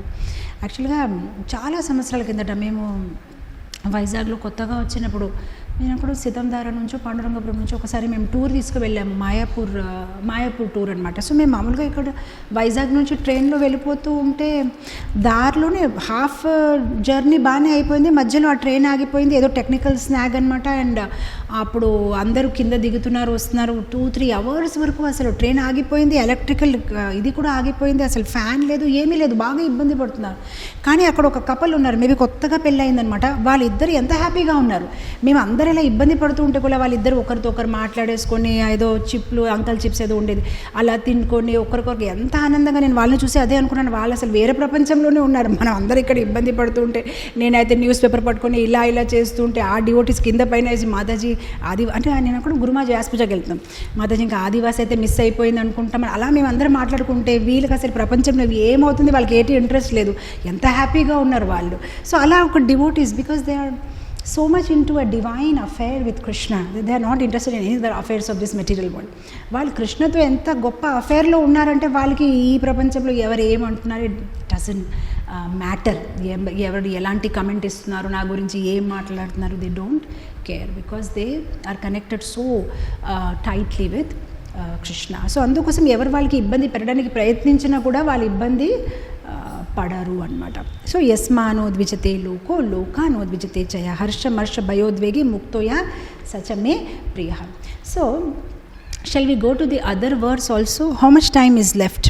అనపేక్షా సుచిర్దక్ష ఉదాసీనో గతావ్యథ సర్వారంభ పరిత్యాగి యో మద్భక్త సమే ప్రియ. అనపేక్ష, కృష్ణ తాలూకా ప్రేమైన భక్తుడు అనపేక్ష. అపేక్ష అంటే ఆశ, ఎక్స్పెక్టేషన్. అనపేక్ష అంటే నో ఎక్స్పెక్టేషన్. కృష్ణ తాలూకా భక్తుడికి ఎటువంటి ఎక్స్పెక్టేషన్ ఉండదు. ఎక్స్పెక్టేషన్ ఉండకపోవడం అంటే సో తనకి ఎటువంటి ఆశ ఉండదా? కానీ భక్తుడికి ఉంది కదా ఆశ, పెద్ద టెంపుల్ కట్టాలి. మళ్ళీ భక్తుడు మీరు అన్నారు కదా అనపేక్ష ఉండాలి, మళ్ళీ ఎందుకు అలా ఆశ ఉంది టెంపుల్ కట్టాలని, ప్రచారం చేయాలని, ఎందుక? సో అనపేక్ష అంటే భౌతిక ఎక్స్పెక్టేషన్ ఉండదు. కృష్ణ తాలూకా భక్తుడు భౌతిక అపేక్షలు ఉండదు, కానీ భగవంతుడి కోసము సర్వచేష్ట, చాలా చేష్ట చేయాలని, చాలా కష్టపడాలని ఆశ అయితే ఉంటుంది. సో అనపేక్ష అనేది మనం ఆ దీనిలో తీసుకోవాలి. నో మెటీరియల్ డిజైర్స్, లేదా they don't have small desire, they have big desire. వాళ్ళ దగ్గర చిన్న కోరికలు కాదు, పెద్ద కోరిక ఉంటుంది. ఏంటో పెద్ద కోరిక? కృష్ణుడికి ఎలా అయినా ప్రియమైన భక్తుడు అవ్వాలి, కృష్ణుడిని ఎలా సంతృప్తిపరచాలి, కృష్ణ ప్రచారం ఎలా చేయాలి, ఆ పెద్ద కోరిక ఉంటుంది. సో అనపేక్ష. ఈ భౌతిక ప్రపంచంతో సంబంధించిన ఎక్స్పెక్టేషన్స్ ఏమీ లేదు. ఈ భౌతిక ప్రపంచంతో వాళ్ళ ఆధ్యాత్మిక ప్రపంచంలో ఎలా వెళ్ళాలి, ఎలా ముందుకెళ్ళాలని ఆ ఎక్స్పెక్టేషన్ అయితే ఉంటుంది. సో దట్ ఈజ్ అనపేక్ష. And then you can also take it as he has a desire to how to fulfill Krishna's every desire. ఒక భక్తుడికి ఎలాంటి డిజైర్ ఉంటుందంటే కృష్ణకి హ్యాపీ చేయడానికి కృష్ణ తాలూకా ప్రతి డిజైర్ని నేను ఫుల్ఫిల్ చేయాలి, అదే ఒక భక్తుడి తాలూకా డిజైర్. సో అనపేక్ష ఉండడం అంటే తనకేం ఆశ లేదు, కృష్ణుడు ఒక ఆశని, కృష్ణ ఒక ఎక్స్పెక్టేషన్ని పూర్తి చేయాలి. అందుకోసం చూడండి శ్రీల ప్రభుపాదుల వారు ఎప్పుడు మనం భగవంతుడితో ప్రార్థిస్తుంటే శ్రీల ప్రభుపాదుల వారు అన్నారు, మన ప్రార్థనలో ముందు మనం 3 పదాలు పెట్టుకోవాలి. My dear Krishna, if you wish, if you so Dzire, if you so Dzire. మనకు కూడా మార్నింగ్ ప్రార్థనలో ఏం చెప్తాం? Krishna if you so Dzire. So మనం కూడా ఎప్పుడైనా కృష్ణుడి దగ్గర వెళ్ళి ఏదైనా అడిగామనుకోండి, అది ఆధ్యాత్మికంగానే ఏదైనా అడుగుతున్నాం, నేను మంచిగా భక్తి చేయాలి, నేను మంచిగా, అప్పుడు కూడా ఆ 3 words యాడ్ చేయాలి. My dear lord, if you so Dzire, will you please help me in my spiritual life? If my dear Lord, if you so desire, can you please allow me or can you make me instrument in your preaching? So if you so desire, అది చాలా important. Srila ప్రభుపాదు ఒంట్లో బాగాలేనప్పుడు కూడా భక్తులు వెళ్ళి ఎప్పుడైతే శ్రీల ప్రభుపాదుల కోసం ప్రార్థిస్తున్నారు నరసింహదేవ్తోనే, అప్పుడు కూడా శ్రీల ప్రభుపాదు అన్నారు, ఆ మాట అనండి, if you so desire let our guru Maharaj stay alive or stay for some more time అని శ్రీల ప్రభుపాద అన్నారనమాట. So that is meaning of అనపేక్ష అనమాట. అండ్ అనపేక్ష also means to have a right desire, right desire ఉండాలన్నమాట, అండ్ రైట్ ఎక్స్పెక్టేషన్ ఉండాలి. అనపేక్ష అనేసరికి ఈ భౌతిక ప్రపంచం దగ్గర వాళ్ళకి ఏం ఎక్స్పెక్టేషన్ ఉండదు, లేదు ఎక్స్పెక్టేషన్ ఉన్నా అది కరెక్ట్ ఎక్స్పెక్టేషన్ ఉంటుంది. ఫర్ ఎగ్జాంపుల్, ఒకవేళ నాకు చల్లగా అనిపిస్తుంది, నేను షాల్ వేసుకున్నాను. సో ఇప్పుడు షాల్ దగ్గర నేను ఏం ఆశించవచ్చు? షాల్ వేసుకుంటే వామ్గా ఉంటుంది, అదే ఆశించాలి. లేదు నేను షాల్ వేసుకుంటే షాల్ నుంచి ఆరెంజెస్ బయటికి వస్తాయి, అలా ఆశించకూడదు కదా. దేని నుంచి ఏం ఎక్స్పెక్ట్ చేయాలి అదే ఎక్స్పెక్ట్ చేయాలి. సో అనపేక్ష అనేసరికి the devotee has the right expectation. his expectation is in anusandhan with Krishna. He has no small expectation but big expectation. That means he wants to do something big for Krishna, and he has a right expectation. Right expectation అనేసరికి he knows this material world is not a happy place. He doesn't have that big expectation that one day I'll become happy. తనకి తెలుసు ఈ భౌతిక ప్రపంచంలో సుఖము ఆనందం లేదు, తనకు అలాంటి ఏం అపేక్షలు లేదు, అలాంటి ఏమో డిజైర్స్ లేదు that I'll become happy. He knows what to expect from where. So that is anapeksha quality. For example, Srila ప్రభుపాదులకి ఒకతను అడిగాడు అనమాట క్లాస్లోని, మీకు అన్నీ తెలుసు అని మీరు చెప్తున్నారు కదా, అలాంటప్పుడు వైట్ హౌస్లో ఎన్ని కిటికీలు ఉన్నాయి చెప్పగలుగుతారా? అప్పుడు శ్రీల ప్రభుపాద్ అన్నారు, వెళ్ళి లెక్క పెట్టేసుకో ఎన్ని కిటికీలు ఉన్నాయి, నేను నీకు ఇంకా ఏదైనా మంచిది చెప్తాను, నువ్వు భగవద్ధామానికి ఎలా తిరిగి వెళ్ళారు అలాంటి జ్ఞానం ఇస్తాను. వైట్ హౌస్లో ఉన్న కిటికీలు నాకు అడిగితే నీకేంటి లాభం, వెళ్ళి లెక్క పెట్టేసుకో. So devotee means he knows what to expect from whom, what to expect from where. He has a right expectation. He knows ఈ మెటీరియల్ వరల్డ్, భౌతిక ప్రపంచం అశాశ్వతం, దుఃఖాలయం, ఇక్కడ నేను ఆనందం కోసం రాలేదు, నేను భగవద్భక్తి చేసేసి మళ్ళీ వెనక వెళ్ళిపోవాలని ఆ జ్ఞానం తనకి ఉంది. That is a devotee. అనపేక్ష. He doesn't have wrong expectation, doesn't have false expectation. He has a right expectation. He knows what to expect. He knows what to plan for himself. See, భౌతిక ప్రపంచంలో చూడండి మన జీవితం ఎలా ఉందంటే, మీరు కారులో ఉన్నారు, సో మీరు సండే ప్రోగ్రామ్కి రావాలి. మీరు సండే ప్రోగ్రామ్కి రావాలంటే కారులో పెట్రోల్ ఉండాలి. సో మీరు పెట్రోల్ పంప్కి వెళ్ళారు, కారులో పెట్రోల్ ఫిల్ చేశారు. ఇప్పుడు కారు పెట్రోల్ ఫిల్ చేసిన తర్వాత ఏం చేయాలి? టెంపుల్కి రావాలి. కానీ ఊహించండి, కార్లో పెట్రోల్ ఫిల్ చేసిన తర్వాత మీకు చాలా ఆనందం అనిపించింది, ఇది బాగుంది. అయితే గూగుల్ మ్యాప్లో ఇప్పుడు చూస్తాను నెక్స్ట్ పెట్రోల్ పంప్ ఎక్కడుంది, మళ్ళీ వెళ్ళి పెట్రోల్ ఫిల్ చేస్తాను. నెక్స్ట్ పెట్రోల్ పంప్ వెళ్ళడానికి ఇన్ని కిలోమీటర్స్ ఉన్నాయి, సో కరెక్ట్గా ఇంకా 45 కిలోమీటర్స్ అంటే అప్పటికి పెట్రోల్ అయిపోతుంది కరెక్ట్గా, నేను కరెక్ట్ టైంకి రీచ్ అయిపోతాను. మళ్ళీ నెక్స్ట్ పెట్రోల్ పంప్ నుంచి మళ్ళీ ఇంకో పెట్రోల్ పంప్కి వెళ్తాను, మళ్ళీ కరెక్ట్గా నేను పెట్రోల్ ఫిల్ చేస్తాను, మళ్ళీ ఇంకో పెట్రోల్ పంప్కి. Is it intelligent petrol pump నుంచి పెట్రోల్ పంప్ వెళ్ళడము? నో. యాక్చువల్గా పెట్రోల్ ఎందుకు వేస్తున్నారు, ఎందుకు వేస్తారు పెట్రోల్ గాడిలో? టెంపుల్కి వెళ్ళింది గుర్తుంది, కానీ పాపం తను మర్చిపోయాడు. అసలు పెట్రోల్ ఎందుకు వేస్తున్నానంటే టెంపుల్కి వెళ్ళడానికి. తను పెట్రోల్ పంప్ నుంచి ఇంకో పెట్రోల్ పంప్ నుంచి ఇంకో, అదే సరదాగా అనిపించేసి అలా లైఫ్ ఇంకా బిజీ అయిపోయాడు. లేదు, పెట్రోల్ ఫిల్ చేయకుండా నేను టెంపుల్ వెళ్ళాలి కదా, నేను టెంపుల్ వెళ్ళేవలసిందే, నేను అసలు పెట్రోల్ పంప్ వద్దు ఏమీ వద్దు. అప్పుడు ఏమవుతుంది? గాడి రాస్తాలో ఆగిపోతుంది. సో పెట్రోల్ ఫిల్ చేయాలి, అట్ ద సేమ్ టైం టెంపుల్కి వెళ్ళాలి. దట్ మీన్స్ రోటీ కపడా మకాన్ గురించి ఆలోచించాలి, అట్ ద సేమ్ టైం ముఖ్య ఉద్దేశము మర్చిపోకూడదు. కానీ కొందరు ఏంటంటే ఏమన్నారు ఈరోజు మార్నింగ్ రఘువంశ రోటీ కపడా మకాన్కి ఏమన్నాడు, తిండి గూడు గుడ్డ. ఆ తిండి గూడు గుడ్డ చేస్తూనే ఉంటే ఈ భౌతిక ప్రపంచంలో అదే కదా చేస్తున్నారు. ఇది బాగానే ఉంది, కానీ మామూలు డీజిల్ కాదు, టర్బో డీజిల్ వేస్తాను, అది ఇంకా బాగుంటుంది. టర్బో డీజిల్ కాదు, నేను హెచ్పిలో మెంబర్షిప్ తీసుకుంటాను, అప్పుడు నేను ఎప్పుడు కావాలి అప్పుడు నేను, అలా కాదు, నాకు పాయింట్స్ కావాలి, పాయింట్స్ అయితే ఇంకా బాగుంటుంది. అలా అయితే మీకు కార్డు ఉందా మీ దగ్గర? అరే కూడా నువ్వు టెంపుల్కి వెళ్ళాలి, అది మర్చిపోతున్నావు. సో మన పరిస్థితి కూడా అలానే ఉంది కదా, దీంట్లోనే బిజీగా అయిపోతున్నాం. కానీ అది జీవితం తాలూకు ఉద్దేశం కాదు. జీవితం తాలూకు ఉద్దేశం భగవద్ధామానికి వెళ్ళడం అనమాట. కానీ మనం ఈ దాంట్లో మినిమం దాంట్లో బిజీ అయిపోతున్నాం అని ఎవరైనా ఏదైనా చెప్తే మనం తిడుతున్నాం, మనం కోపం అయిపోతున్నాం. మళ్ళీ మీరు పెట్రోల్ వేయకూడదు ఏంటండి, మీరు ఇలా డిస్టర్బ్ చేస్తే పెట్రోల్ వేయండి, కానీ ముందుకి కూడా వెళ్ళండి. మీరు ఇలా పెట్రోల్ పంప్లోనే జీవితం అంతా ఉండిపోతే ఎలా అవుతుంది? So we have bigger things to do in life. Imagine if somebody's goal of life is to just fill petrol and then again fill petrol and then again fill petrol, what a useless life that person is having. ఇప్పుడు ఈ భౌతిక ప్రపంచం చూస్తే అందరి life petrol పంప్లోనే ఉంది, వాళ్ళకి ఇంకా జీవితంలో ఏం ఉద్దేశమే లేదు. వాళ్ళకి ఏం అడిగినా కూడా the goal of their life is turbo diesel కాకుండా ఇంకా స్పెషల్ డీజిల్, అబుదాబి నుంచి ఇంపోర్ట్ చేస్తాను డీజిల్. ఏం చేసినా కూడా గాడి అనేసరిగా టెంపుల్కి వెళ్ళడానికి మీరు దాంట్లో ఎన్ని డీజిల్ వేసినా కూడా అది వేస్ట్ అనమాట. So devotee has the right expectation. Anapeksha anesarka, he knows what to do with his life, he knows what kind of expectation. He has only one expectation, how to fulfill Krishna's every expectation. Krishnudu ela ఆనంద పరచాలి అని devotee అనుకుంటూ ఉంటాడు. And ఈ doesn't have a falls expectation. ఎందుకంటే నేను చాలాసారి ఉదాహరణ ఇచ్చాను కదా, ఎలా అయితే ఒక ఊరిలోనే ఒక గ్రామంలోనే ఒక మామిడికాయ చెట్టు ఉంటే ఆ మామిడికాయ చెట్టు తాలూకా ప్రతిబింబం ఒక నదిలో కనిపిస్తూ ఉంటే ఆ నది ఒక సర్ఫేస్ మీద మ్యాంగోస్ కనిపిస్తున్నాయి అన్నమాట. అప్పుడు అందరూ అనుకుంటున్నారు నది లోపల మ్యాంగోస్ ఉన్నాయని దాంట్లో దూకుతున్నారనమాట. దూకి ఆ మ్యాంగోస్ వెతుకోలేకపోతున్నారు, జీవితం అంతా కష్టపడుతున్నారు. కానీ చివరికి ఎప్పుడైతే ముసలితనాన్ని చేరుతున్నారో అప్పుడు వాళ్ళ పిల్లలకి చెప్పి పెడుతున్నారు, యాక్చువల్గా నాకు ఈత కొట్టడం సరిగ్గా రాలేదు, నువ్వు మాత్రం ఇంకా లోపల వెళ్తే నీకు తప్పకుండా మామిడికాయలు దొరుకుతాయని. అని అలా అందరికీ చెప్తూ ఎన్నో తరాలు వెళ్ళిపోతున్నారు. కానీ ఎప్పుడో ఒక్కసారి ఒక బుద్ధిమంతుడు వచ్చేసి అక్కడ లేదండి ఇక్కడ ఉన్నాయి, మీరు కొంచెం ఇటు చూడండి, అది ఒక ప్రతిబింబం అని. సో ప్రస్తుతం మన జీవితం కూడా అలానే ఉంది, మనం ఒక ప్రతిబింబం వెనుక పరిగెత్తున్నాం. కానీ some time wise man like Srila Prabhupada comes in our life and మనకి చెప్తారు, నువ్వు ఎక్కడికి వెతుకుంటున్నావు, ఏం వెతుకుంటున్నావు, that's not the goal of life, you concentrate on this. ఇక్కడ ఉన్నాయి మామిడికాయలు అనమాట. సో ఎందుకు వస్తుంది ఈ false expectation? Because of lack of spiritual education. ఆధ్యాత్మిక జ్ఞానం లేనప్పుడు ఈ మిథ్యా ధారణాలు, ఈ మిథ్యా భావనలు, ఈ మిథ్యా అపేక్షలు అంటే ఆశలు మనలో ఉంటాయి. ఎప్పుడైతే మనం ఆధ్యాత్మిక జ్ఞానాన్ని పెంచుకుంటామో then we can see things clearly as they are. మనకు ఆ వ్యత్యాసం కనిపిస్తుంది, మనకి ప్రతిదీ క్లియర్గా, మన గోల్ క్లియర్గా కనిపిస్తుంది అనమాట. సో అనపేక్ష.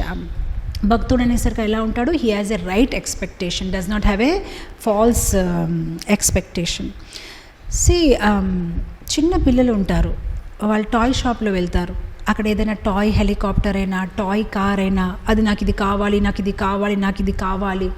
సో తల్లిదండ్రులు ఎక్స్ప్లెయిన్ చేయొచ్చు, ఈ కార్ తీసుకొని ఏం చేస్తారు, నా దగ్గర రియల్ ఒరిజినల్ కార్ ఉంది, నేను దాంట్లో తీసుకువెళ్తాను. కానీ పిల్లలు ఒప్పుకుంటారా? ఒప్పుకోరు. ఎందుకంటే వాళ్ళకి జ్ఞానం లేదు. నాకు ఆ రియల్ కార్ వద్దు, ఆ రియల్ కార్ 50 లక్షలు, ఆ టాయ్ కార్ 50 రూపీస్, కానీ వాళ్ళకి అదే కావాలి, ఎందుకంటే వాళ్ళకి జ్ఞానం లేదు. ప్రస్తుతం మన సిచ్యువేషన్ కూడా టాయ్ షాప్లో ఉన్న చిన్నపిల్లల్లాగే ఉంది. భగవంతుడు అంటున్నారు వైకుంఠం నుంచి విమానం పంపిస్తాం, కానీ మనకి లేదు, పర్వాలేదు, ఈ ప్రపంచంలో ఉన్న ఆ గాడియే నాకు చాలు, ఇదే నాకు చాలు, నాకు ఇది అంత గొప్పగా ఏం అక్కర్లేదు, మీరు జస్ట్ నాకు ఒక ఫ్లాటు, మంచిగా ఉండడానికి కొంచెం డబ్బులు, నేను హ్యాపీగా ఉండాలని మనం అనుకుంటాం. కానీ కృష్ణుడు అంటున్నా, I want to give you something better, please రా. No, I don't want, this is enough. చిన్నపిల్లల్లాగా నీకు పెద్ద గాడిలో తీసుకెళ్తానని లేదు, నాకు ఇదే చాలు. Lack of spiritual education, lack of faith. భగవంతుడి మీద ఆ ఫెయిత్ లేదు, ఆ జ్ఞానం లేదు. శాస్త్ర చదివితే ఆ జ్ఞానం పెంచుకుంటే అప్పుడు ఆ వైరాగ్యం వస్తుంది, బుద్ధి వస్తుంది, భక్తి పెరుగుతుంది, అప్పుడు మనకు అన్నీ క్లియర్గా కనిపిస్తాయన్నమాట. సో అనపేక్ష. తర్వాత శుచిర్దక్ష. శుచి. భక్తుడు అనేసరికి శుచిగా ఉంటాడు. శుచి అంటే క్లీన్గా ఉంటాడు. సో క్లీన్గా ఉండడం అంటే బాహరంగా క్లీన్గా ఉంటాడు, లోపల కూడా క్లీన్గా ఉంటాడు. సో భక్తుడు అనేసరికి మూడు పూటలు స్నానమే కాదు, మనసుని కూడా స్నానం చేపిస్తాడు. ఎటువంటి చెడు ఆలోచనలైనా, చెడు వ్యవహారం పెంచుకుంటూ ఉంటాడు. సో ఎలా ఉందాం మనం శుచిగా? మనమైతే భౌతిక ప్రపంచంలో బ్రతుకుతున్నాము, ఎంతోమంది కర్మీస్తోనే అసోసియేషన్ తీసుకుంటూ ఉంటాము. సో ఎలా ఉండాలి శుచిగా?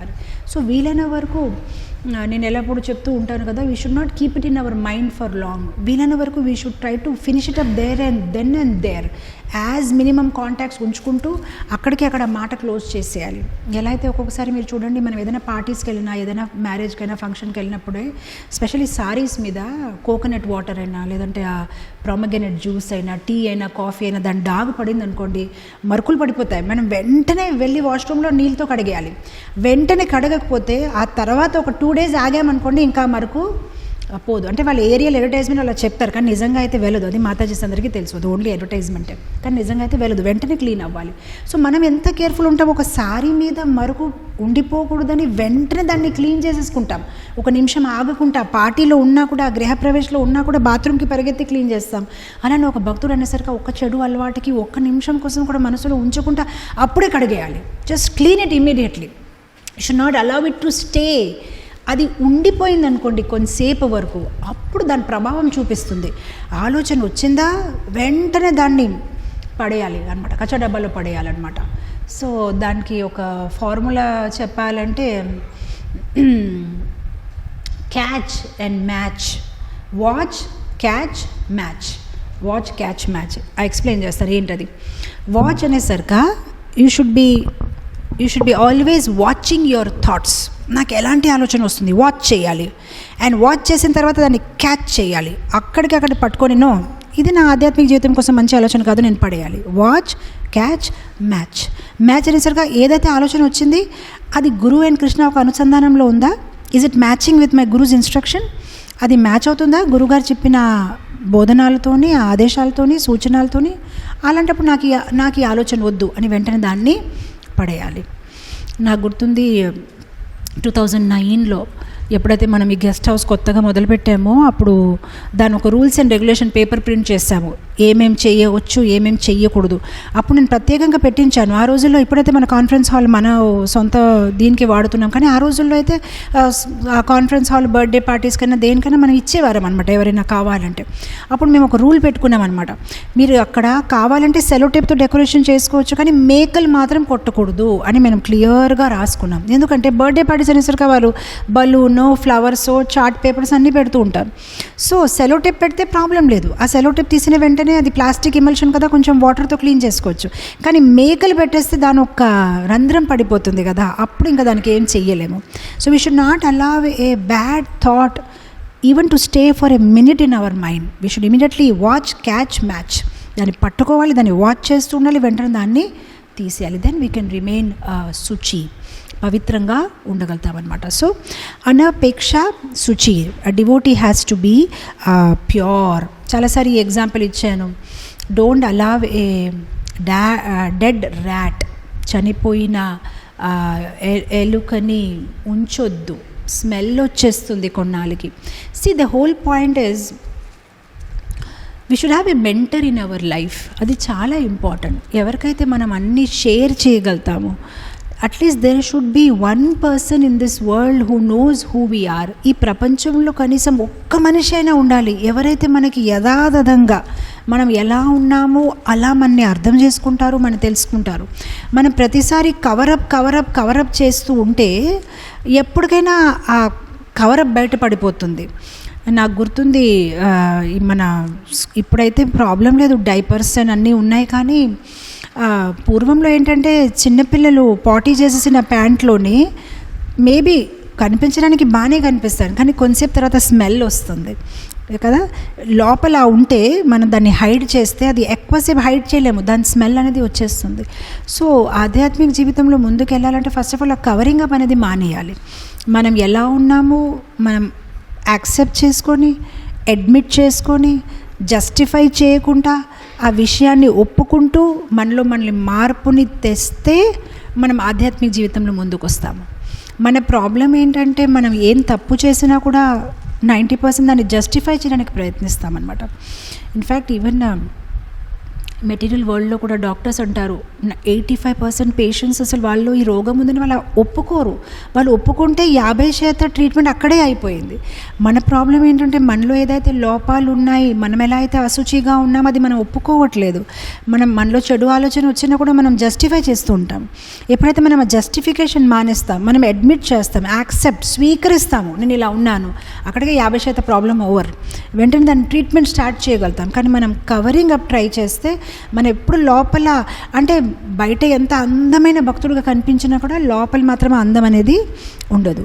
సో చాలాసారి నా ఫేవరెట్ కథ ఇది నేను చెప్తూ ఉన్నాను కదా, ఎలా అయితే ఒక నక్క గురించి, ఎలా ఒక రెస్ట్రిక్టెడ్ ఏరియా, ఫారెస్ట్ రిజర్వ్ అనమాట అంటారు కదా, ఎక్కడైతే ఎక్స్టింక్ట్ యానిమల్స్ ఉంటారు. సో దాన్ని బాగా శాంచురీ లాగా దాన్ని బాగా కాపాడుతూ ఉంటారు అన్నమాట. కొన్ని రిజర్వ్డ్ ఫారెస్ట్ ఉంటారు, అక్కడ వాళ్ళ హంటింగ్ అలౌ చేయరు. అక్కడ ఒక అతను కావాలని వెళ్ళిపోయి ఒక నక్కని హంట్ చేసుకున్నాడు అనమాట. హంట్ చేసినప్పుడు కానీ ఆ నక్క పూర్తిగా చనిపోలేదు. ఆ లోపల గుమస్తా, అక్కడ ఒక ఆఫీసరు అధికారి వచ్చేసారు జీప్తోనే. ఈ అధికారి నన్ను చూస్తే ఇప్పుడు నాకు జైల్లో వేసేస్తారు, ఎందుకంటే ఫారెస్ట్ ల్యాండ్లో మన షికారు వేటాడకూడదు అనమాట. ఇప్పుడు ఏం చేయాలని అర్థం అవ్వకుండా ఒక పెద్ద కోట్ వేసుకున్నాడు కదా, కోట్ లోపల ఆ సగం చనిపోయిన నక్కని దాచేసినప్పటికీ ఎప్పుడైతే ఆ అధికారులు వచ్చారో వాళ్ళతో ఇంకా అలా మామూలుగానే మాట్లాడేస్తున్నాడు. కొంతసేపు మాట్లాడిన తర్వాత ఎప్పుడైతే అధికారులు వెళ్ళిపోయారో తిని చనిపోయాడు. ఎందుకంటే లోపల నక్కని ఉంచేశాడు.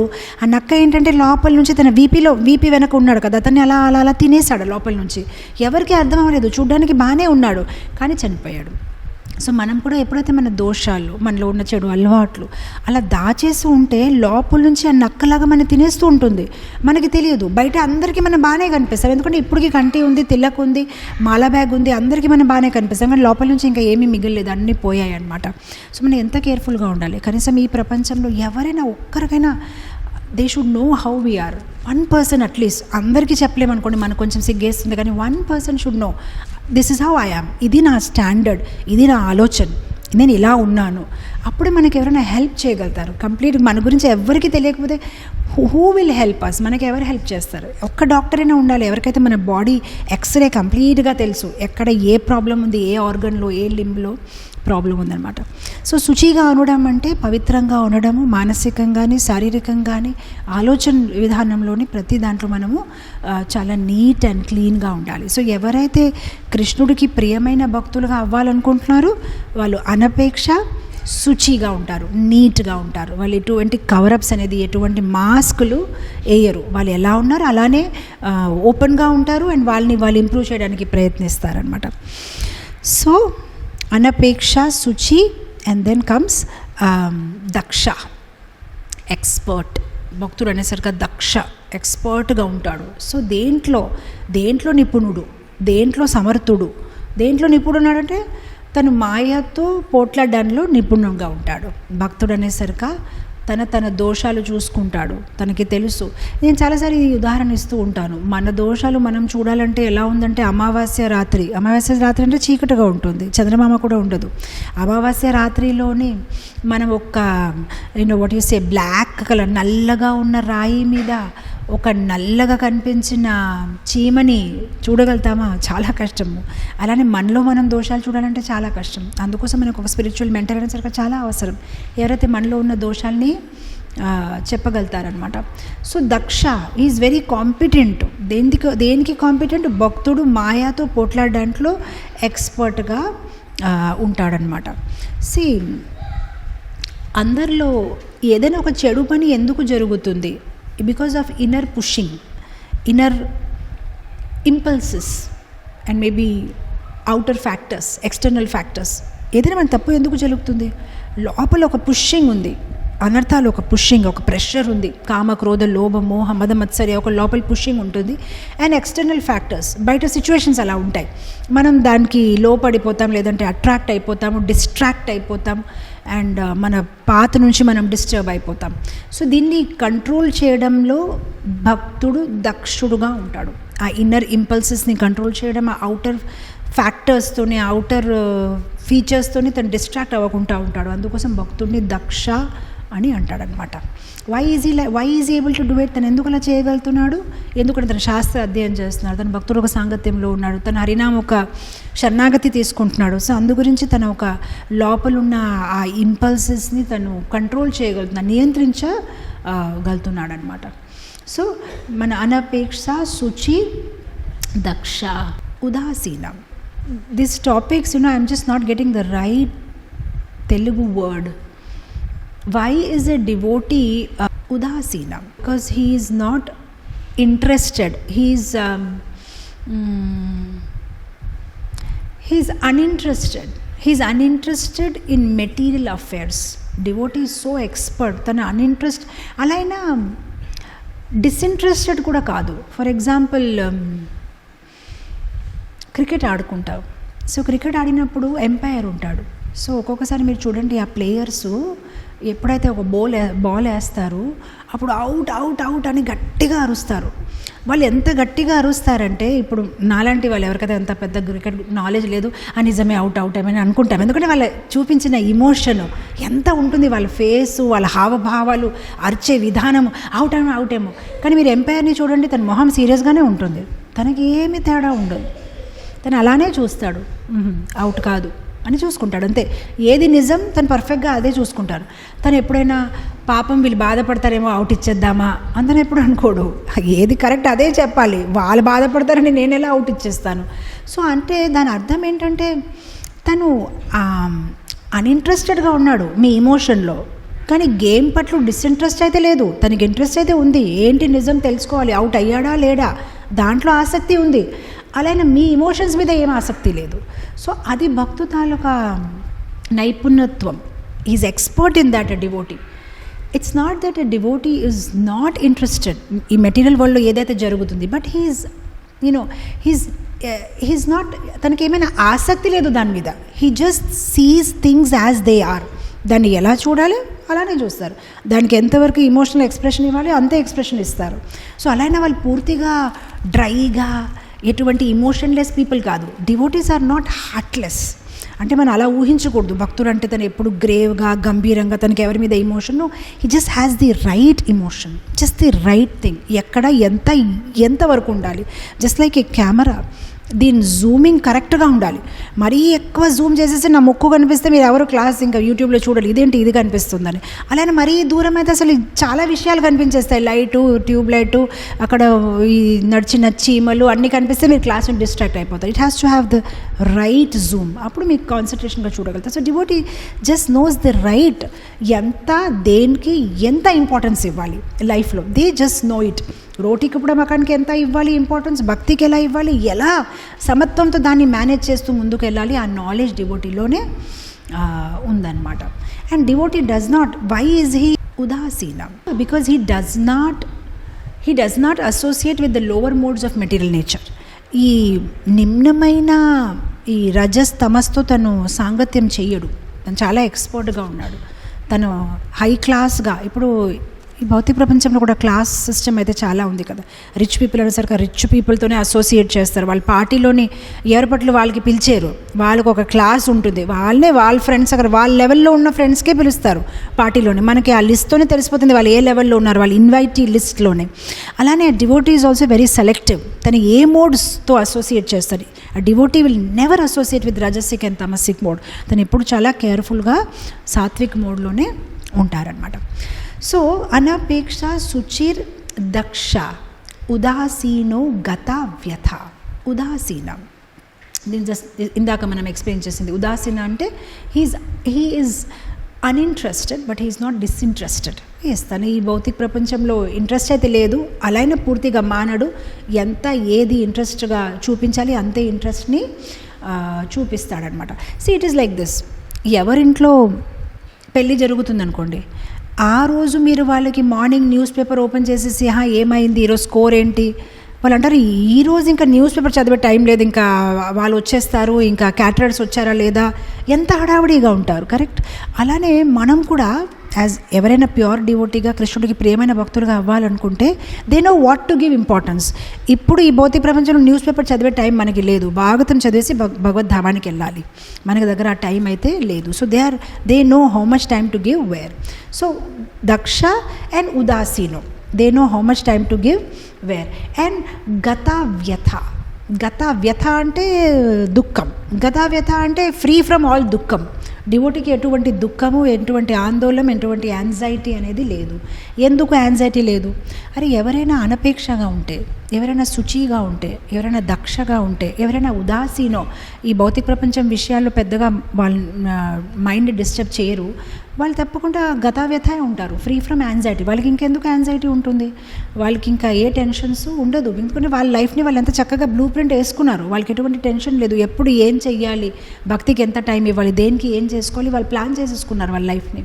సో గతావ్యథ, వాళ్ళకి ఎటువంటి యాంగ్జైటీ అనేది ఉండదు.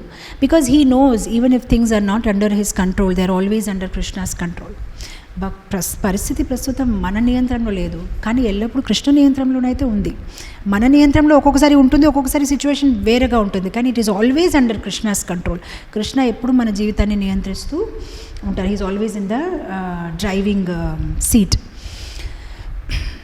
ఒక కొత్తగా పెళ్ళి అయిన ఒక కపుల్ మామూలుగా ఎవరో భోజనాలకి పిలుస్తుంటారు కదా కొత్తగా పెళ్ళి అయితే.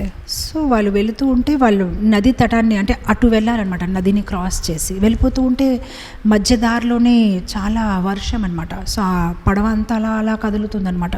కదులుతూ ఉంటే కొత్తగా పెళ్ళైన భార్యకి చాలా భయం వేసి భర్తతో అంటుందన్నమాట, నాకు చాలా భయం వేస్తుంది, మీకేం భయం వేయట్లేదా అని. తను నవ్వుతూ తన బ్యాగ్ నుంచి ఒక కత్తి తీసేసి తన గొంతు దగ్గర పెట్టేసి, ఇప్పుడు నీకు భయం వేస్తుందా, మీరు పట్టుకుంటే నాకెందుకు భయం వేస్తుంది, మీరే కదా పట్టుకుని పట్టుకున్నారు ఆ కత్తిని, మీరు నన్ను ఏం చెయ్యరు, నాకు ఆ విశ్వాసం ఉంది. అప్పుడు ఆ భర్త అన్నాడనమాట, అలానే ఈ పడవ ఎంత కదిలినా కూడా నాకు తెలుసు కృష్ణుడే దీన్ని నియంత్రిస్తున్నారు, అందుకోసం నాకు ఎటువంటి భయం లేదు, కృష్ణ కాపాడుకుంటారు ఈ నౌకాని, ఈ పడవని. సో జస్ట్ లైక్ నీకెంత నా మీద నమ్మకం ఉంది, నేను నీకేమీ చెయ్యను, అలానే నాకు కృష్ణ మీద నమ్మకం ఉంది, Krishna will not do that to me, అతను ఎప్పుడు నన్ను రక్షిస్తారు అని ఆ ఒక్క నమ్మకం భక్తుడికి ఉంటుందన్నమాట. సో అందుకోసం భక్తుడికి ఎటువంటి ఆందోళన ఉండదు. హీస్ ఆల్వేస్ గత వ్యథ, నో యాంగ్జైటీ, నో ఆందోళన.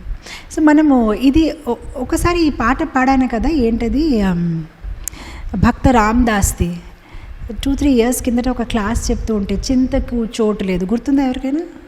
అయితే నేను కొన్ని లైన్స్ అయితే మర్చిపోయాను. ఏంటది, చింతకు చోటు లేదు నా హృదయంలో, చేరి శ్రీ రాధా దామోదర దయా నాకు ఉండగా, చింతకు చోటు లేదు నా హృదయంలో,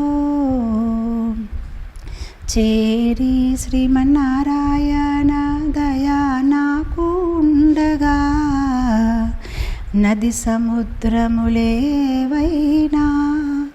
భయము నాకు ఏలనో, మత్స్యమూర్తి అండ నాకు దండిగా ఉండగా, మత్స్యమూర్తి అండ నాకు దండిగా ఉండగా, చింతకు చోటు లేదు నా హృదయంలో. చాలా పెద్ద భజన ఇది. సో ఇలా భక్తుడికి చింత అనేది ఉండదు. ఎందుకు? చింతకి చోటు లేదు నా హృదయంలో. ఎందుకు? రాధాదామోదర్ నన్ను కాపాడతారని ఆ నమ్మకం భక్తుడిలో ఎప్పుడు ఉంటుందన్నమాట. సో అది చాలా మంచి భజన. ఎలా 10 అవతారాలు, మత్స్యమూర్తి ఉన్నారు, నాకెందుకు ఈ నది సముద్రాలు ఏదైనా నాకు భయం లేదు, ఈ అర్త్క్వేక్స్ అయినా నాకు భయం లేదు, వరాహమూర్తి ఉన్నారు నన్ను కాపాడడానికి, అలానే రాక్షసాలైన ఈ క్రూర జంతువులు ఏదైతే ఉన్నారు, నరసింహమూర్తి ఉన్నారు నన్ను రక్షించడానికైనా, శ్రీరాముడు వారు ఉన్నారు నన్ను రక్షించడానికైనా, అలా ఈ భక్త రామదాస్ ఒక భజన అనమాట. లైన్కి భక్తుడికి భయం అనేది ఉండదు. ఎందుకంటే తనకి తెలుసు భగవంతుడు తన్నే కాపాడతాడనమాట. సో గత వ్యథ అనమాట. సర్వారంభ పరిత్యాగి. సర్వారంభ పరిత్యాగి అంటే తను ఎటువంటి పని మొదలుపెట్టడా భక్తుడు? సర్వారంభ పరిత్యాగి, పని మొదలు పెడతాడు కానీ తనకి ఆ కర్తాభావం అనేది ఉండదు. నేను చేస్తున్నాను అని కాదు, తనకు ఆ భావం ఉండదు. ఇది భగవంతుడు చేస్తున్నారు, నేను నిమిత్త మాత్రమే భవసత్య సవ్య సాచి, ఆ భావంలో తను ఉంటాడు. నేను కాదు, భగవంతుడు చేస్తున్నారు. సో సర్వారంభ పరిత్యాగి, తను దేనికి అయితే క్రెడిట్ ఎక్స్పెక్ట్ చెయ్యడు అనమాట. సర్వారంభ పరిత్యాగి, కర్తాభావం అనేది ఉండదు. సో ఐ థింక్ మనం ఇది ఇప్పుడు అది ఈ శ్లోక కూడా కంప్లీట్ అయినట్లే. అనపేక్ష శుచిర్ దక్ష ఉదాసీనో గత వ్యథ సర్వారంభ పరిత్యాగి యోమద్ భక్త సమే ప్రియ. So devotee is choiceless. Devotee is choiceless. తను ఎప్పుడు ఏదైనా కృష్ణుని ఆనందపరచడానికే చేస్తాడు. దేనికి తన క్రెడిట్ తీసుకోరు. ఆ డూవర్షిప్, ఆ కర్తాభావం తనలో ఉండదన్నమాట. సో ఇలా I think we now completed 13, 14, 15 and 16. అంతేనా? 17, 18, 19, 20 ఇంకా 4 ఉన్నాయన్నమాట. సో నెక్స్ట్ సండే మనం ఆ 4 కూడా కంప్లీట్ చేసేసి సక్సెస్ఫుల్గా ఈ సిరీస్ కంప్లీట్ అయిపోతే గౌర్ కిషోర్ దాస్ బాబాజీ మహారాజ్ది మీరు అందరూ చాలా వెయిట్ చేస్తున్నారు కదా. అలాగే ఇంకా గురు పరంపరలో ఎవరెవరైతే బాకీగా ఉన్నారో అది నాకు ఒకసారి మెసేజ్ పెడితే 1 by 1 ఆ వైష్ణవ ఆచార్యులను కూడా మనము కంప్లీట్ చేద్దాం, ఈ సిరీస్ కంప్లీట్ చేసేసి. సో ఈరోజు ఇక్కడే క్లోజ్ చేస్తాను. శ్రీకృష్ణచంద్ర భగవాన్ కీ జై, జగద్గురు శ్రీల ప్రభుపాద్ కీ జై. సో